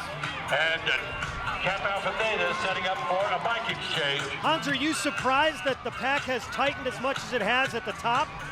I'm a little surprised, yeah, but you know, this wind can be an advantage for some of the stronger teams because since it's a single-speed bike, you can only pedal it so fast. But the stronger teams, it allows them to pedal it even harder on the backstretch. So it's definitely seeing that they're separating from the rest of the teams. Delta Gamma, then Delta Sigma Pi, Teeter. The wind blowing hard, mostly out of the west, a little bit south by southwest. And Hans, talk a little bit about what's different with this race this year. You know, Teeter had a half a lap lead, you had a half a lap lead, and a lot's changed. It came back together in this women's race. That's right. I mean, this has come back together. It's going to be a sprint. It's looking like now. Before it was looking like they were just off the front. It's hard to keep track of the leaders now. I'm trying to watch my team too and position them well. So it's really hard to keep track of everything that's going on. I didn't expect it to blow up this early. Hans, are there any other teams that you think can still move back into that pack that maybe have fallen back? Work with Kappa. Work with Kappa. Kappa Delta looks like they're still trying to catch up to the leaders. They're getting close each time, but they're still being a little bit far off the back. I bet you they'll be able to catch up with a little bit more work. Cycladelics is also starting to gain some ground along the backstretch. It's about a quarter lap that they trail from the leaders in the pack. Here comes Delta Gamma in for an exchange, and you can see her. She's got a nice separation from the leaders right now. Great, it's a rider exchange, good pickup. That was smooth. It used to be said, you know, a completed exchange on race day is a good exchange. When you're really tired, your exchanges just aren't quite as good. So basically, you want to avoid disaster and keep it moving. We've hit 52 laps, so the race is essentially official. If all of a sudden the weather changes in quick fashion, we had to prepare for all sorts of contingencies. They have never not finished a race here because of the weather, but there was a threat of thunderstorms, especially here in the afternoon. But the race organizers said as soon as we hit 51, at least for the women's race, for the men, 101, it's official. Here comes Sarah coming in for an exchange. She's going to give it back to Erin Hetzel that started the race. And, you know, really there's supposed to be a touch there on the exchange, and you didn't see much of one right there. Really slow Teeter exchange. She had trouble getting her feet back on the pedals. So that's when tactics come into play. You don't want to give a big gap to Sarah. She was tired. She didn't get a huge gap. Yeah, definitely no touch there. And then Erin kind of fumbled a little bit on the pedals. almost demoralizing in a way, because Teeter did put a lot of effort into that attack earlier. They're not getting anywhere, and then that was kind of a troubled exchange. Well, I think the thing to do right now, if you're the Teeter coach, is just to regroup the girls. Say, okay, look, we flexed our muscles. We did some damage. We definitely showed that we're the team out here to make this race happen. Let's regroup and think about the last lap, because that's the only one that matters. Guys, with that exchange in particular, how much can riders get away with from the judges? Exchanges like that. Are they fortunate right there? Well, it's subjective, and you're supposed to get a touch, and if you come close, a lot of times the judges let it go. But there's judges in each one of these corners, and there's also pit judges that watch for that. And if you don't touch, or if you don't show an element of that right during exchange, you can get a penalty, which amounts to a time penalty. We have all sorts of luminaries that are here for today's race. We saw just before the start, Barack Obama was here.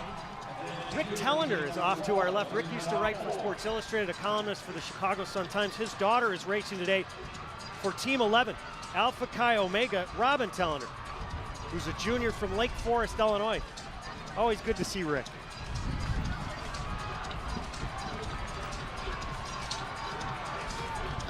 Looks like Delta Sigma Chi is going off the front. My guess is that she's going to come in and try to do an exchange. So that's the right way to do it, right? You kind of come in ahead of the bunch so that when you exchange to your teammate, she gets thrown in at the tail end of the bunch and then doesn't have to expend a whole bunch of energy to get back on. Yeah, really a great set here by this. I think that's Delta Sigma Pi coming in. Great set, great burn, good gap.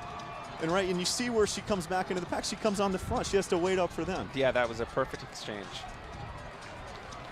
High fives. So that was rider number 1, Catherine Krengle, with really just a great gap, a really commendable effort there for her teammate. So we're at an interesting point in the race, right? We have 4 girls on the lead lap, but we have a whole bunch here of about 10 to 12 riders. So that's going to cause a little confusion. You know, everybody's looking around trying to figure out what to do next. We're about halfway through. Race isn't over, obviously. We've got 4 people going for the win right now. Delta Sigma Pi has never won this race. In fact, they have only finished in the top 10 one time. So Jason, of the 4 teams on the lead lap, who has the best sprinter? Sarah Ricci won missing out, so she's arguably the best sprinter, but she did a lot of laps there in the middle. I don't know if she'll be the sprinter. I'm most impressed right now with the team in black, the way Delta Gamma's riding. I think we heard from them earlier, and they're looking terrific out there on the bike. Sarah Ricci, in fact, last year set the women's record all time at the ITTs, the individual time trials. There's no question that she's got a big motor. The big question is, what's her recovery like? Is she able to do that big effort that she did to blow this whole race apart? And then can she do it again on the last lap? And then there's going to be the issue of traffic. We have 4 girls on the lead lap all going for the win, but they have to work their way through traffic. Teeter, Delta Gamma, Kappa Alpha Theta, Delta Sigma Pi. There's a slew of teams that have now caught up with Teeter and are on the lead lap. We've got just over 40 laps remaining in the 21st Women's Little 500.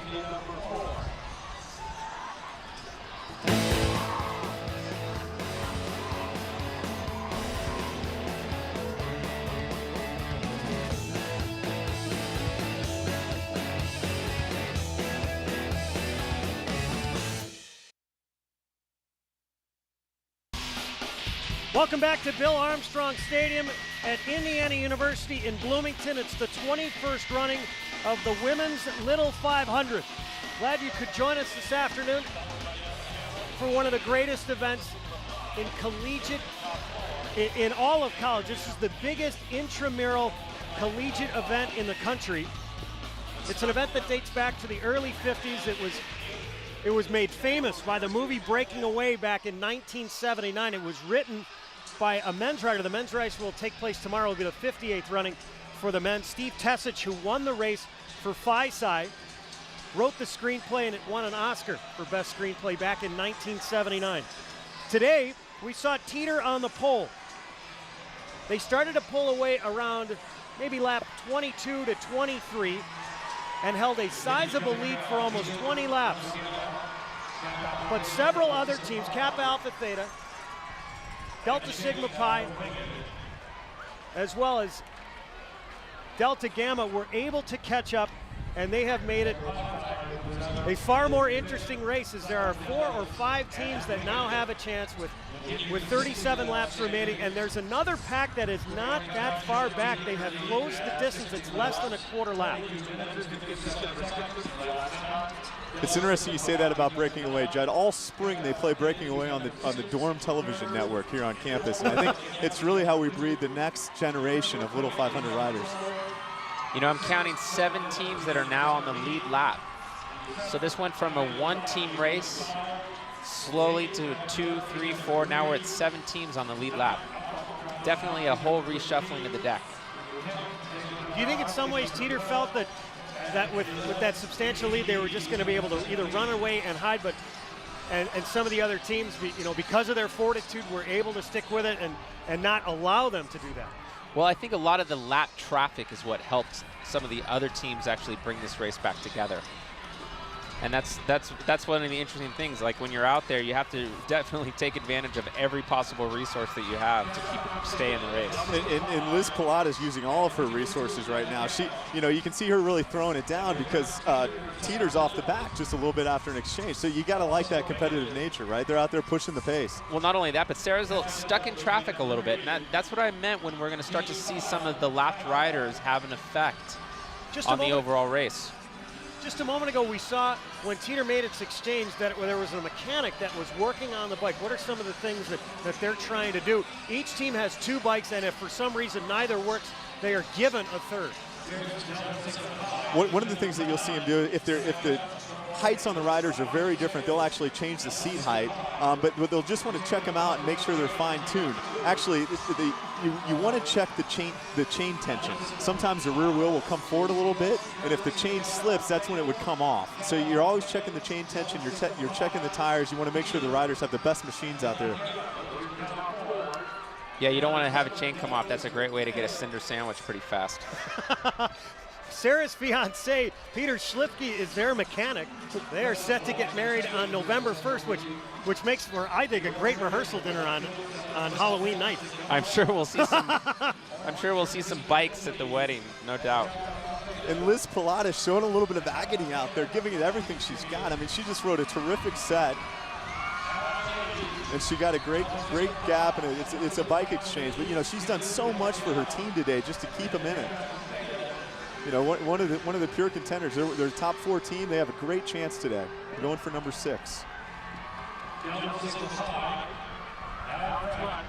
Delta Sigma Pi, Teeter, Delta Gamma working their way along the backstretch. Kappa Alpha Theta trying to catch up at this point after the exchange. So it started to thin here a little bit. At what point, if you're the women, do you start to make a move? The only team right now that I think has the firepower to make the move is Teeter. I think every other team, you know, would like it to kind of stay together. Like, you know, as I say that, Kappa Alpha Theta says, I don't need a slow pace, right? They're coming right through. Well, you know what's interesting is that the other riders are really kind of ganging up against the Teeters because Teeter has shown that they're really strong, and the other teams are not really contributing, not helping out that much.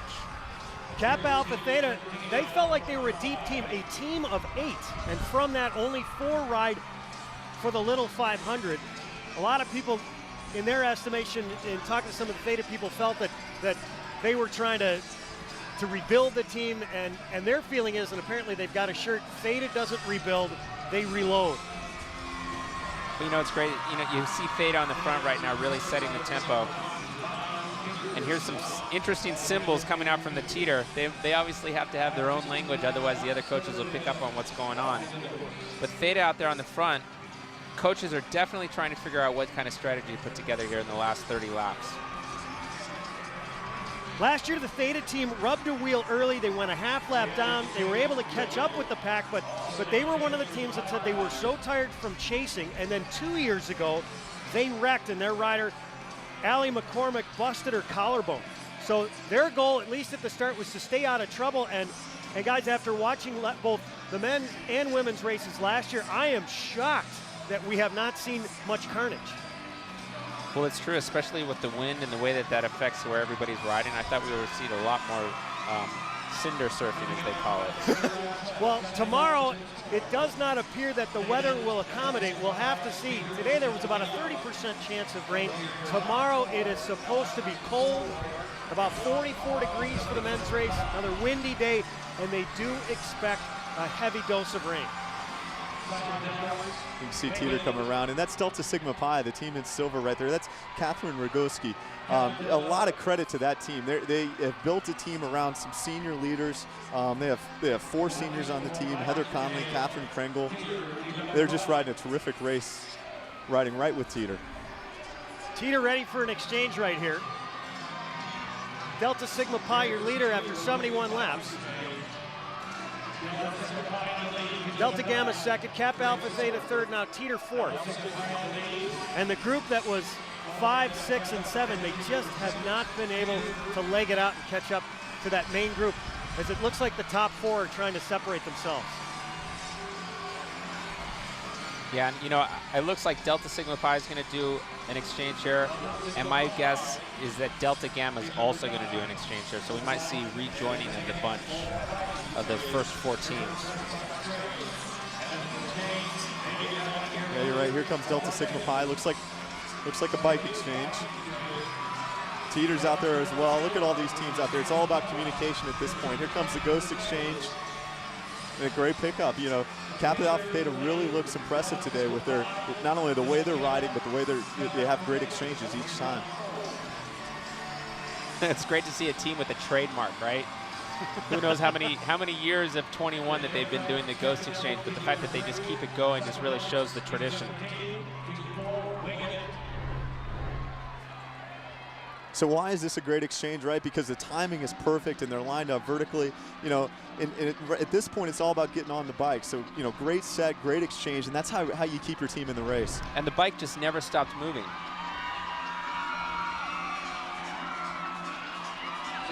Teeter, Delta Sigma Pi, Delta Gamma.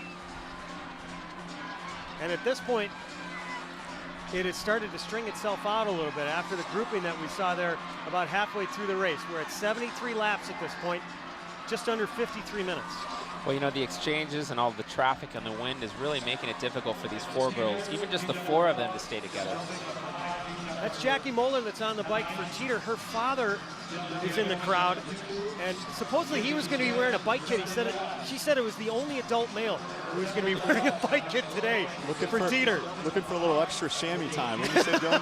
Does that count as training? As far as I remember, it sure does. The Teeter fans that are behind him are all wearing white. They wanted to wear white as the Spring Series winner. The IU Student Foundation would not let them. They are wearing green. In fact, there won't be a white jersey tomorrow either. The Cutters won the Spring Jersey. They will wear green. Or pardon me, Sammy's will wear green as the pole sitter, but the Cutters not allowed to wear white. Why is that? Now, haven't the Cutters always traditionally worn white? So you actually get to, there are jerseys that are given to certain awards, right? So the white jersey is given to the Spring Series winner, the green jersey is given to the pole sitter, and then the maillot jaune, yellow is given to last year's winner. So those need to be represented, and the other teams get to pick their jerseys based on the order that they qualify. Cutters will be wearing yellow to signify last year's winner. All the jerseys are handmade by 2 women just outside the Indianapolis area and have been for many, many years. And the jerseys there's not a whole lot to them, right? There's no pockets in the back. We actually used to get the jerseys sewn to the shorts.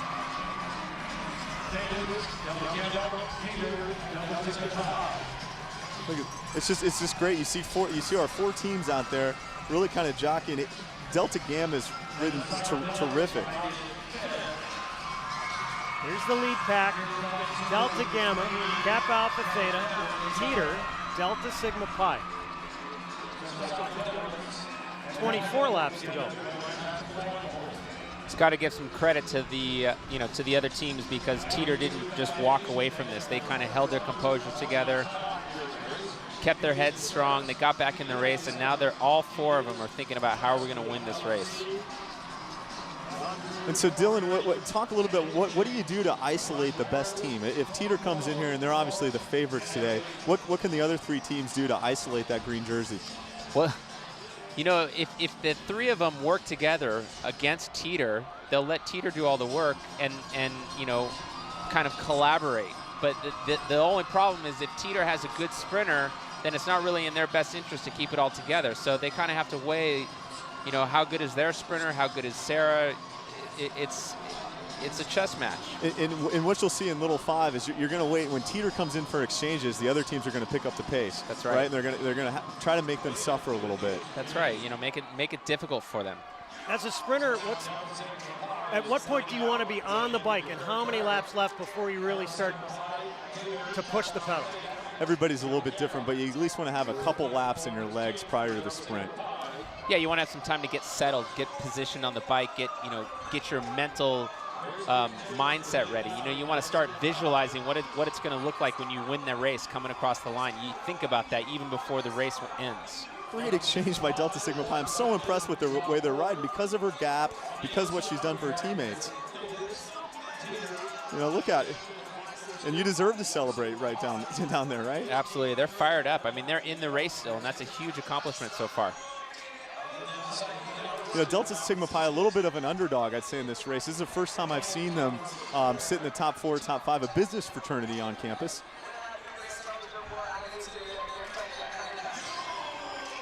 A lot of these women will ride more than 200-300 miles a week, year-round, to prepare for this event. And you know, one of the hard things about Little 5 is where it falls into the year. You know, being in April, come January, come February, when it's 20 degrees outside, you need to be on your bike, and it's just kind of a test of endurance. And this year, the weather was awful here on campus. It actually shortened Rookie Week.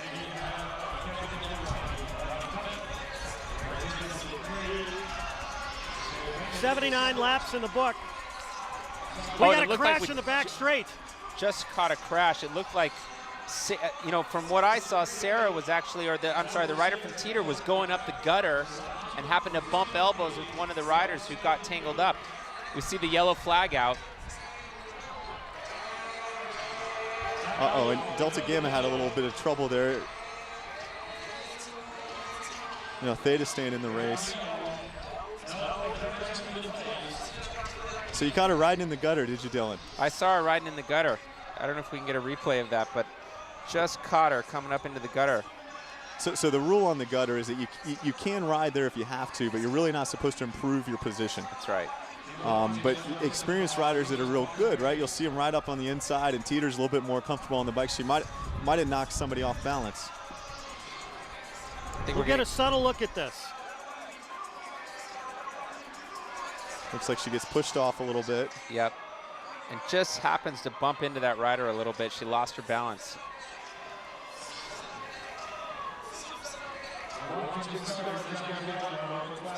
You mentioned the exchange for Delta Gamma. Could be costly. Well, it's costly physically as well as mentally, right? Those are not the things you want to see happen late in the race. We're back to green. You know, Teeter on the front. Actually, they have a little gap now on Theta and Delta Gamma. It's Teeter and Delta Sigma Pi out there making the race with only 19 laps to go. Under the yellow, no team is allowed to make up any ground. In fact, if you do, the judges will watch for something called creeping, correct? Yeah, correct. And the creeping penalty, depending on severity, can be between 4 seconds, 8 seconds. And here's the Teeter coach telling her rider to go, go, go. You got a gap, 18 laps to go. Let's get this party started. Kappa Alpha Theta, Delta Gamma, maybe about an eighth of a lap behind, trying to make up the ground. Well, you know, Delta Sig's not really collaborating, not really helping the Teeter rider right Delta away. Sigma, they're in the grass. And then we have Theta and Delta Gamma here trying to catch up, but the Delta Gamma rider's not really helping a lot. Should that have been a penalty? I don't know. You're not supposed to ride in the gutter, correct? But I haven't seen anything. We'll see, and it doesn't happen immediately. What you'll hear is over the PA system, they'll announce that penalty, and they'll let the pits know. Again, you can't improve your position by riding on the grass or in the gutter. Kappa Alpha Theta and Delta Gamma have all caught up. That's Julianne Ellis that is on the bike for Delta Gamma. I'm hearing the main announcer announce that there's a penalty. Impeding. Team 46 gets a 5-second penalty. Looks like Team Revolution.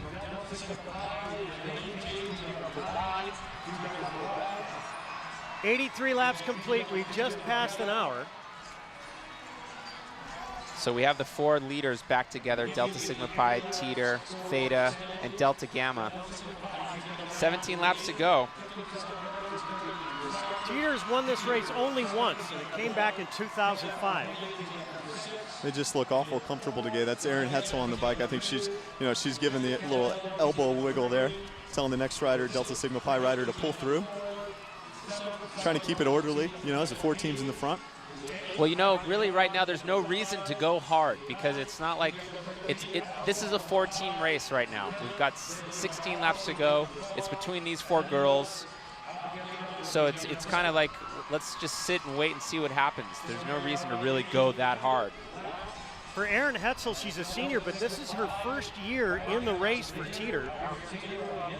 Talking to Sarah Ricci about her, she said she may be new to cycling, but she is just a flat-out good athlete. And we'll see tomorrow a guy who used to swim here at Indiana University racing again for the Cutters team that won last year, Paul Sigmason. So we saw Erin come through. She was getting some signals from her coach. She was giving him the nod. And obviously she pulls off, lets a Delta Gamma rider pull through. And I think what's happening here is the riders are really taking this moment to kind of analyze each other, size each other up, see who's looking good, see who doesn't look good. Think about the last lap, figure out who on your team you want to have for that final lap. This is kind of like the moment, it's the calm before the storm. And what's so fun about this race is there's all these miniature races that go into the 100-lap race, right? Every time a rider does a set, it's essentially a strategic opportunity in a little miniature race. Julianne Ellis on the front there for Delta Gamma, just done a great job of keeping her team on the front today. Beyond that, all the women who are racing today, the effort that they've put in to try and maintain some level of competitiveness and draw some attention, exert some pride, very impressive. And you do it. They're really they're some of the best athletes, often the best students in their houses, out there representing their houses. So much goes into it for them when you have 100 or 200 people from your dormitory or from your sorority here to watch you. There's the Theta rider kind of giving her a flick of the elbow, telling the Delta Gamma rider to come on through and take a shot at the front. That's Julianne Ellis that will pull through. Apparently she's going to try and take it to Jessica Lander, who is the sprinter for Delta Gamma. So what you might see is that when one of the other teams comes in to do an exchange, maybe Teeter, maybe Delta Gamma says, this is my chance to get away and try to win the race solo. So that's what, as these teams start to prepare for their last exchange, we've got 13 laps to go. Probably only 1 or 2 more exchanges, right, Jason? Delta Gamma, their best finish, they finished 3rd. It's happened twice, but it has not happened since 1992. Never won the race. Veteran crew. And everybody just looks really patient right now. They look really patient and really content. I'm surprised to see them allow Teeter to sit 4th. Right, because Teeter's enjoying the draft right now, and really I think they're just waiting to get Sarah on the bike at the end.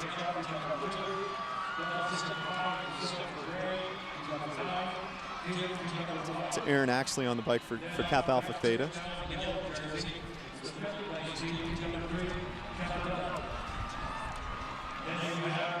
$12 laps remain. Yeah, 88 complete. 12 laps. This is when it all counts, Judd. This is when the exchanges count, and you have to have the right rider on the bike at the right time. Liz Pilato will probably close for Kappa Alpha Theta. She finished 10th in the individual time trials. She's the veteran from the Boston area, a senior.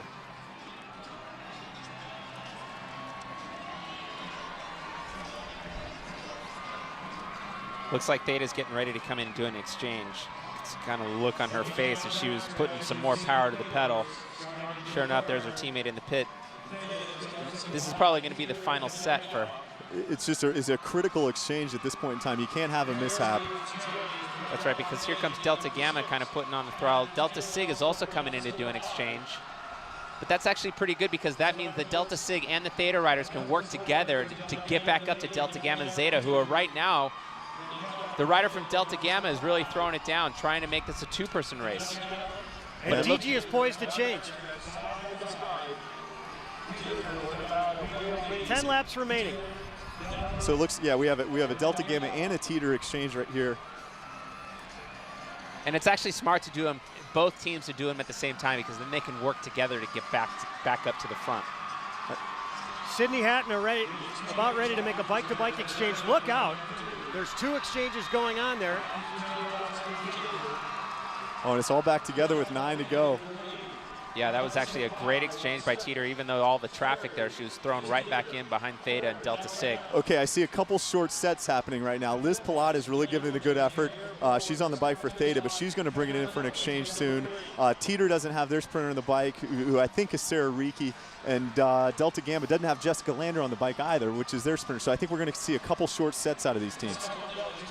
You know, things are going to get exciting, especially with all the lap traffic out there. We saw some you know, interference a little bit with some of those exchanges. It's going to get a little bit sketchy.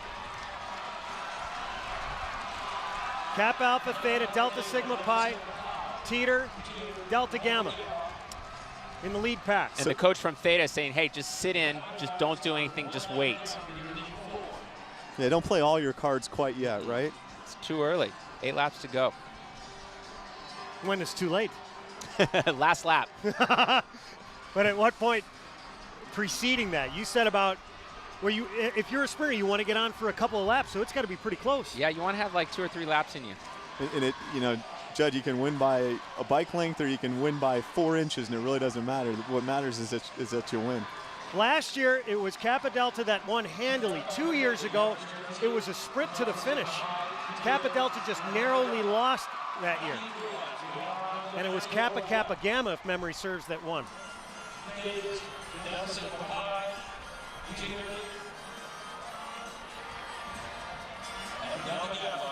93 laps complete. Teeter looks really good, you know, sitting comfortable. Liz Pilata for Theta, she's riding strong, but she's also expending a lot of energy out there. And that's Delta Sigma Pi, the team in silver that's just pulled through. When's the last time you saw a women's race that was this close with this kind of a grouping?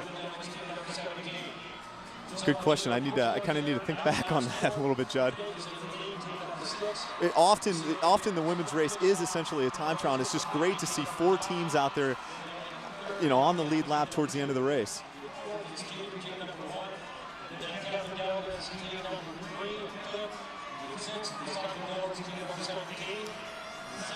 As we see our 4 leaders riding amongst lap traffic as we come down into these final laps with all of the exchanges, it's going to be critical that they ride smart. Guys, at what point will they start to wave some of the riders to the outside of the track? On the last couple laps, you'll see the race official. He'll actually hold up a flag that will signify that the slower riders do need to move out. Is that the black flag? Well, it's a blue flag with the orange stripe. Ah, pardon me. I studied that last night. And it's the same flags they use in the Indianapolis 500, actually. You see only 5 to go. Really, everything counts at this point, and I think you'll see all the top teams, all of our 4 teams now do an exchange before the finish and get their sprinters back on. And as we say that, Sarah Riki steps out in the Teeter pit. Everybody's looking, and here's Delta Gamma, who's just to our left. They're about ready to make a change. Their coach trying to signal their rider. 5 laps remaining.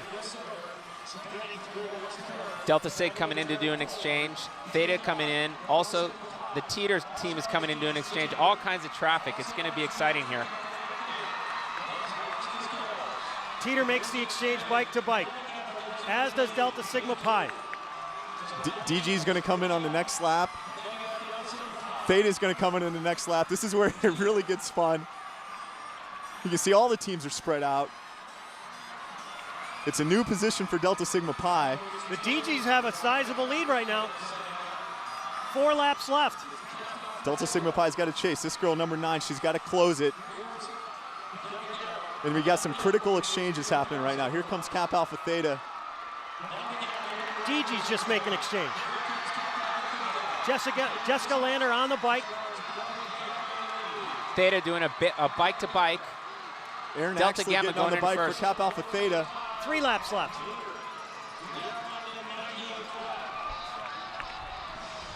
Sarah Ricci working on the outside for Teeter.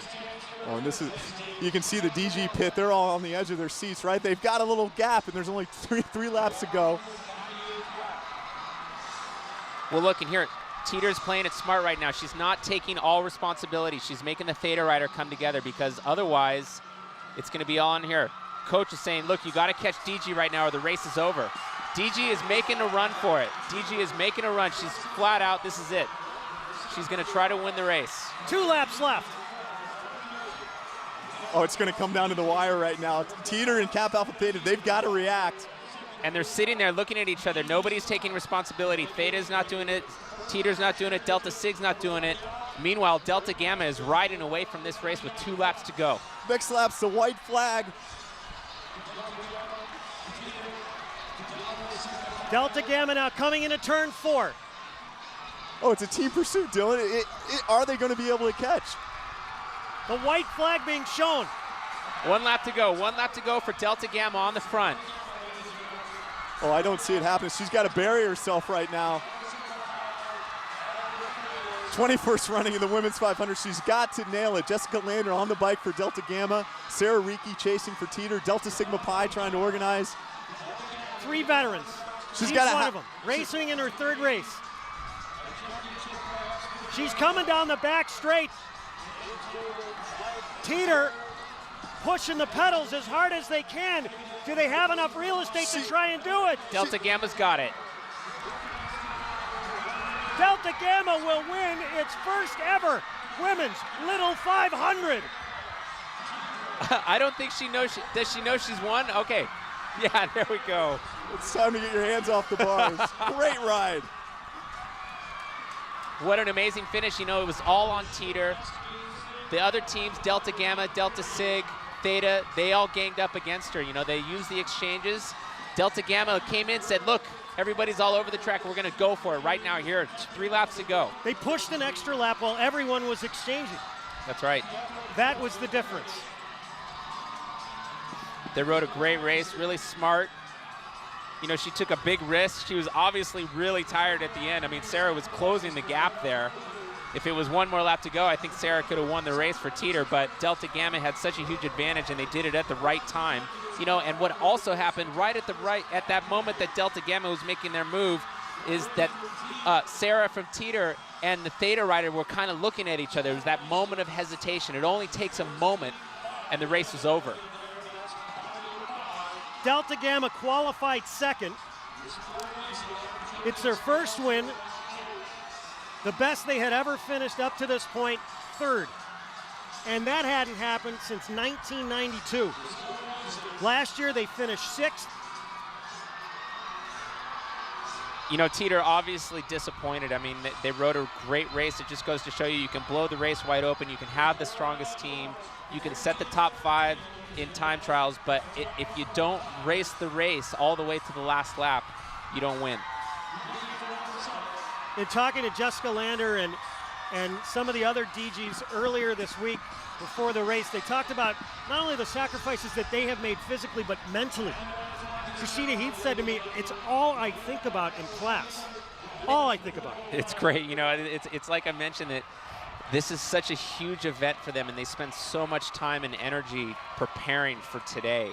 And the fact that they devote their whole lives, they live like bike riders, they train like bike riders, and they come out here and they race together. It's just amazing. It just shows the fortitude, and it just, you know, you can see the excitement on their face about winning. I mean, this is going to be something that lives with these girls for the rest of their lives. Delta Gamma with the victory. Teeter 2nd. Delta Sigma Pi ended up finishing 3rd. An epic ride for them. Only the 2nd time they have finished even in the top 10. but there were 5 women or 5 teams that had a chance there on that lead lap. And look at the whole Delta Gamma pit is just going crazy. I'm sure the Delta Gamma house won't go to sleep tonight. I don't think they've been sleeping all week. All the Delta Gamma women were talking about was the shake, and they're going to get a chance to taste it for the very first time. That's right. That goes to the winners. Just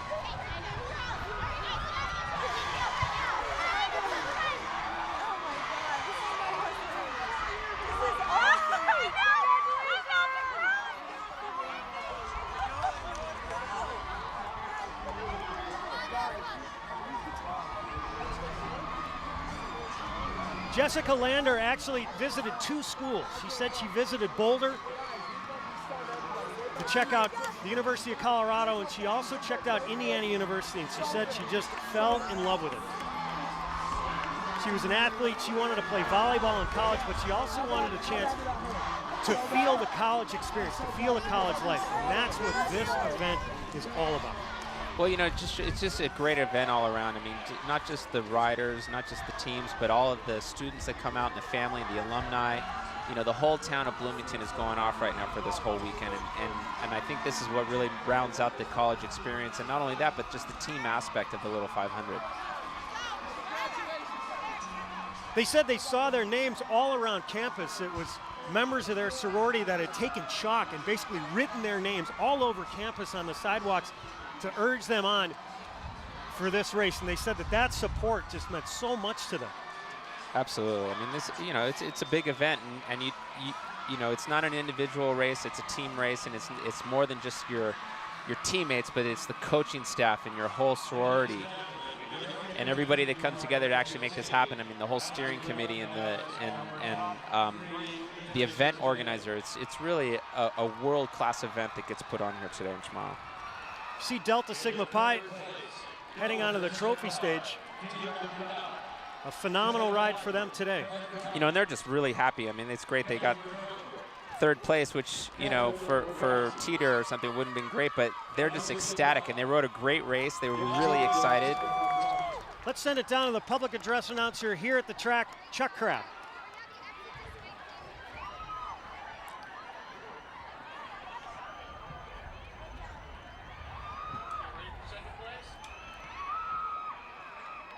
Our 2nd place team today, the pole team, Teeter, the corporate sponsor, Coca-Cola. Sydney Hatton, Aaron Hetzel, Jackie Moeller, and Sarah Reiki.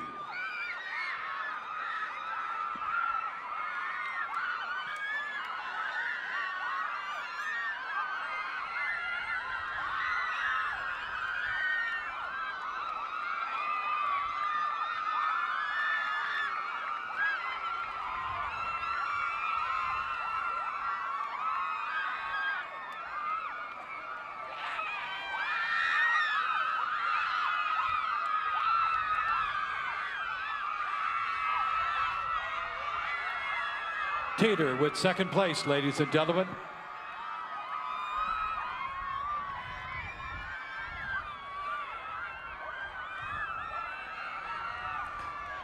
And your 2008 Women's Little 500 champions, Delta Gamma. Corporate sponsor, E97. The team members, Julianne Ellis from Carmel, Indiana. Lauren Haff from St. Louis, Missouri. Christina Heath of Louisville, Kentucky, and Jessica Lander of Coto de Caza, California. Delta Gamma.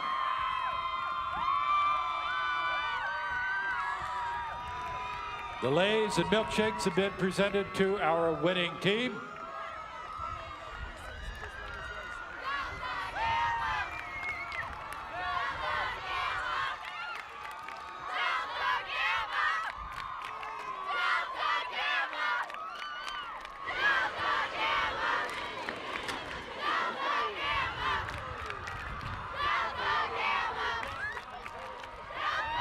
We see Matthew Ewing with our next trophy presentation to Delta Gamma.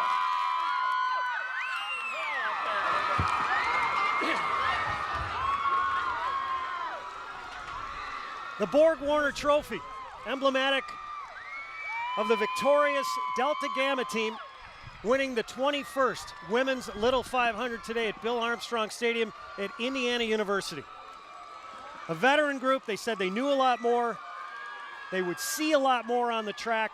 They know the other riders more than they ever have, and they feel like they've now established themselves as a great team. Today, it's manifested itself.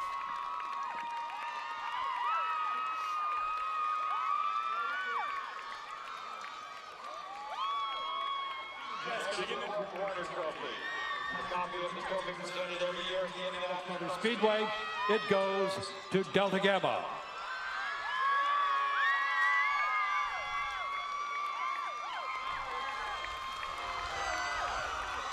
That's the entire sorority that has poured out of the stands and onto the track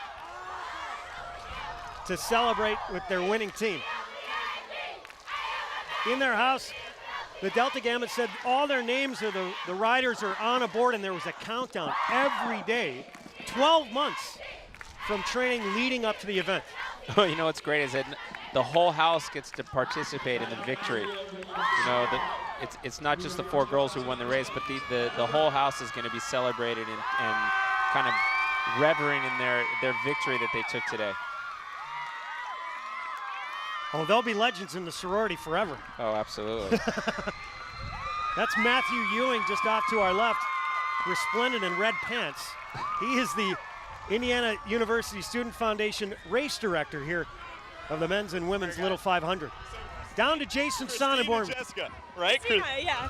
Okay, great. So I'm down here with the first Little 500 champions for Delta Gamma. Christine, you gave the bike to Jessica there at the end of the race. Talk a little bit about your strategy the last couple laps. There were a couple people burning out, so I just followed their burnouts and then just went an extra lap after that to get a good gap and then gave it to Jess. So it was good. It worked. Jess, what did it feel like, or I shouldn't say what did it feel, but your teammate, Kristen, she came in with a great gap, and then you just gave it all you had. How did you react? It was just unreal. I mean, my coach kept saying, just do all you can. You know, it's your last year, you know, put all you can out there, and I left it all on the track, and I couldn't have done it without my teammates. It was 4 deep this year, so it was awesome. I was really happy.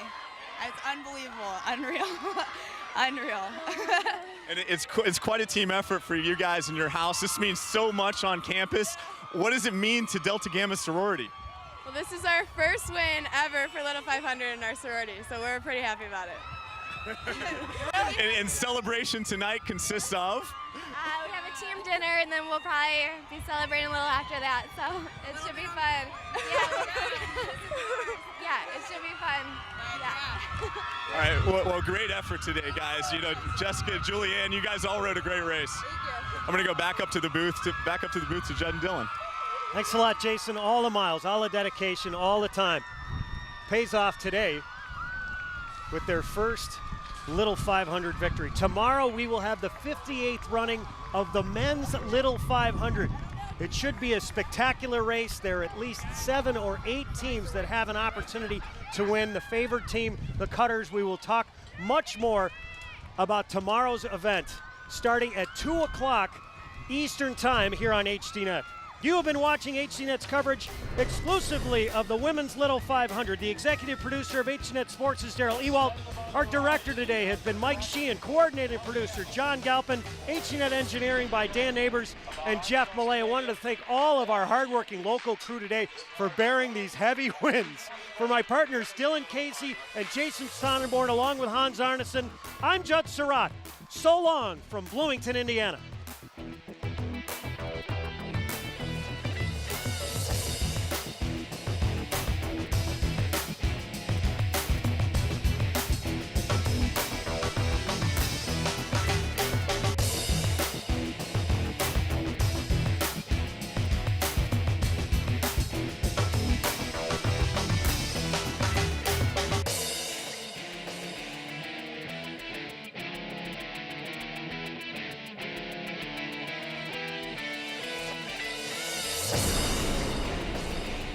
You've been watching an exclusive high-definition presentation of HDNet.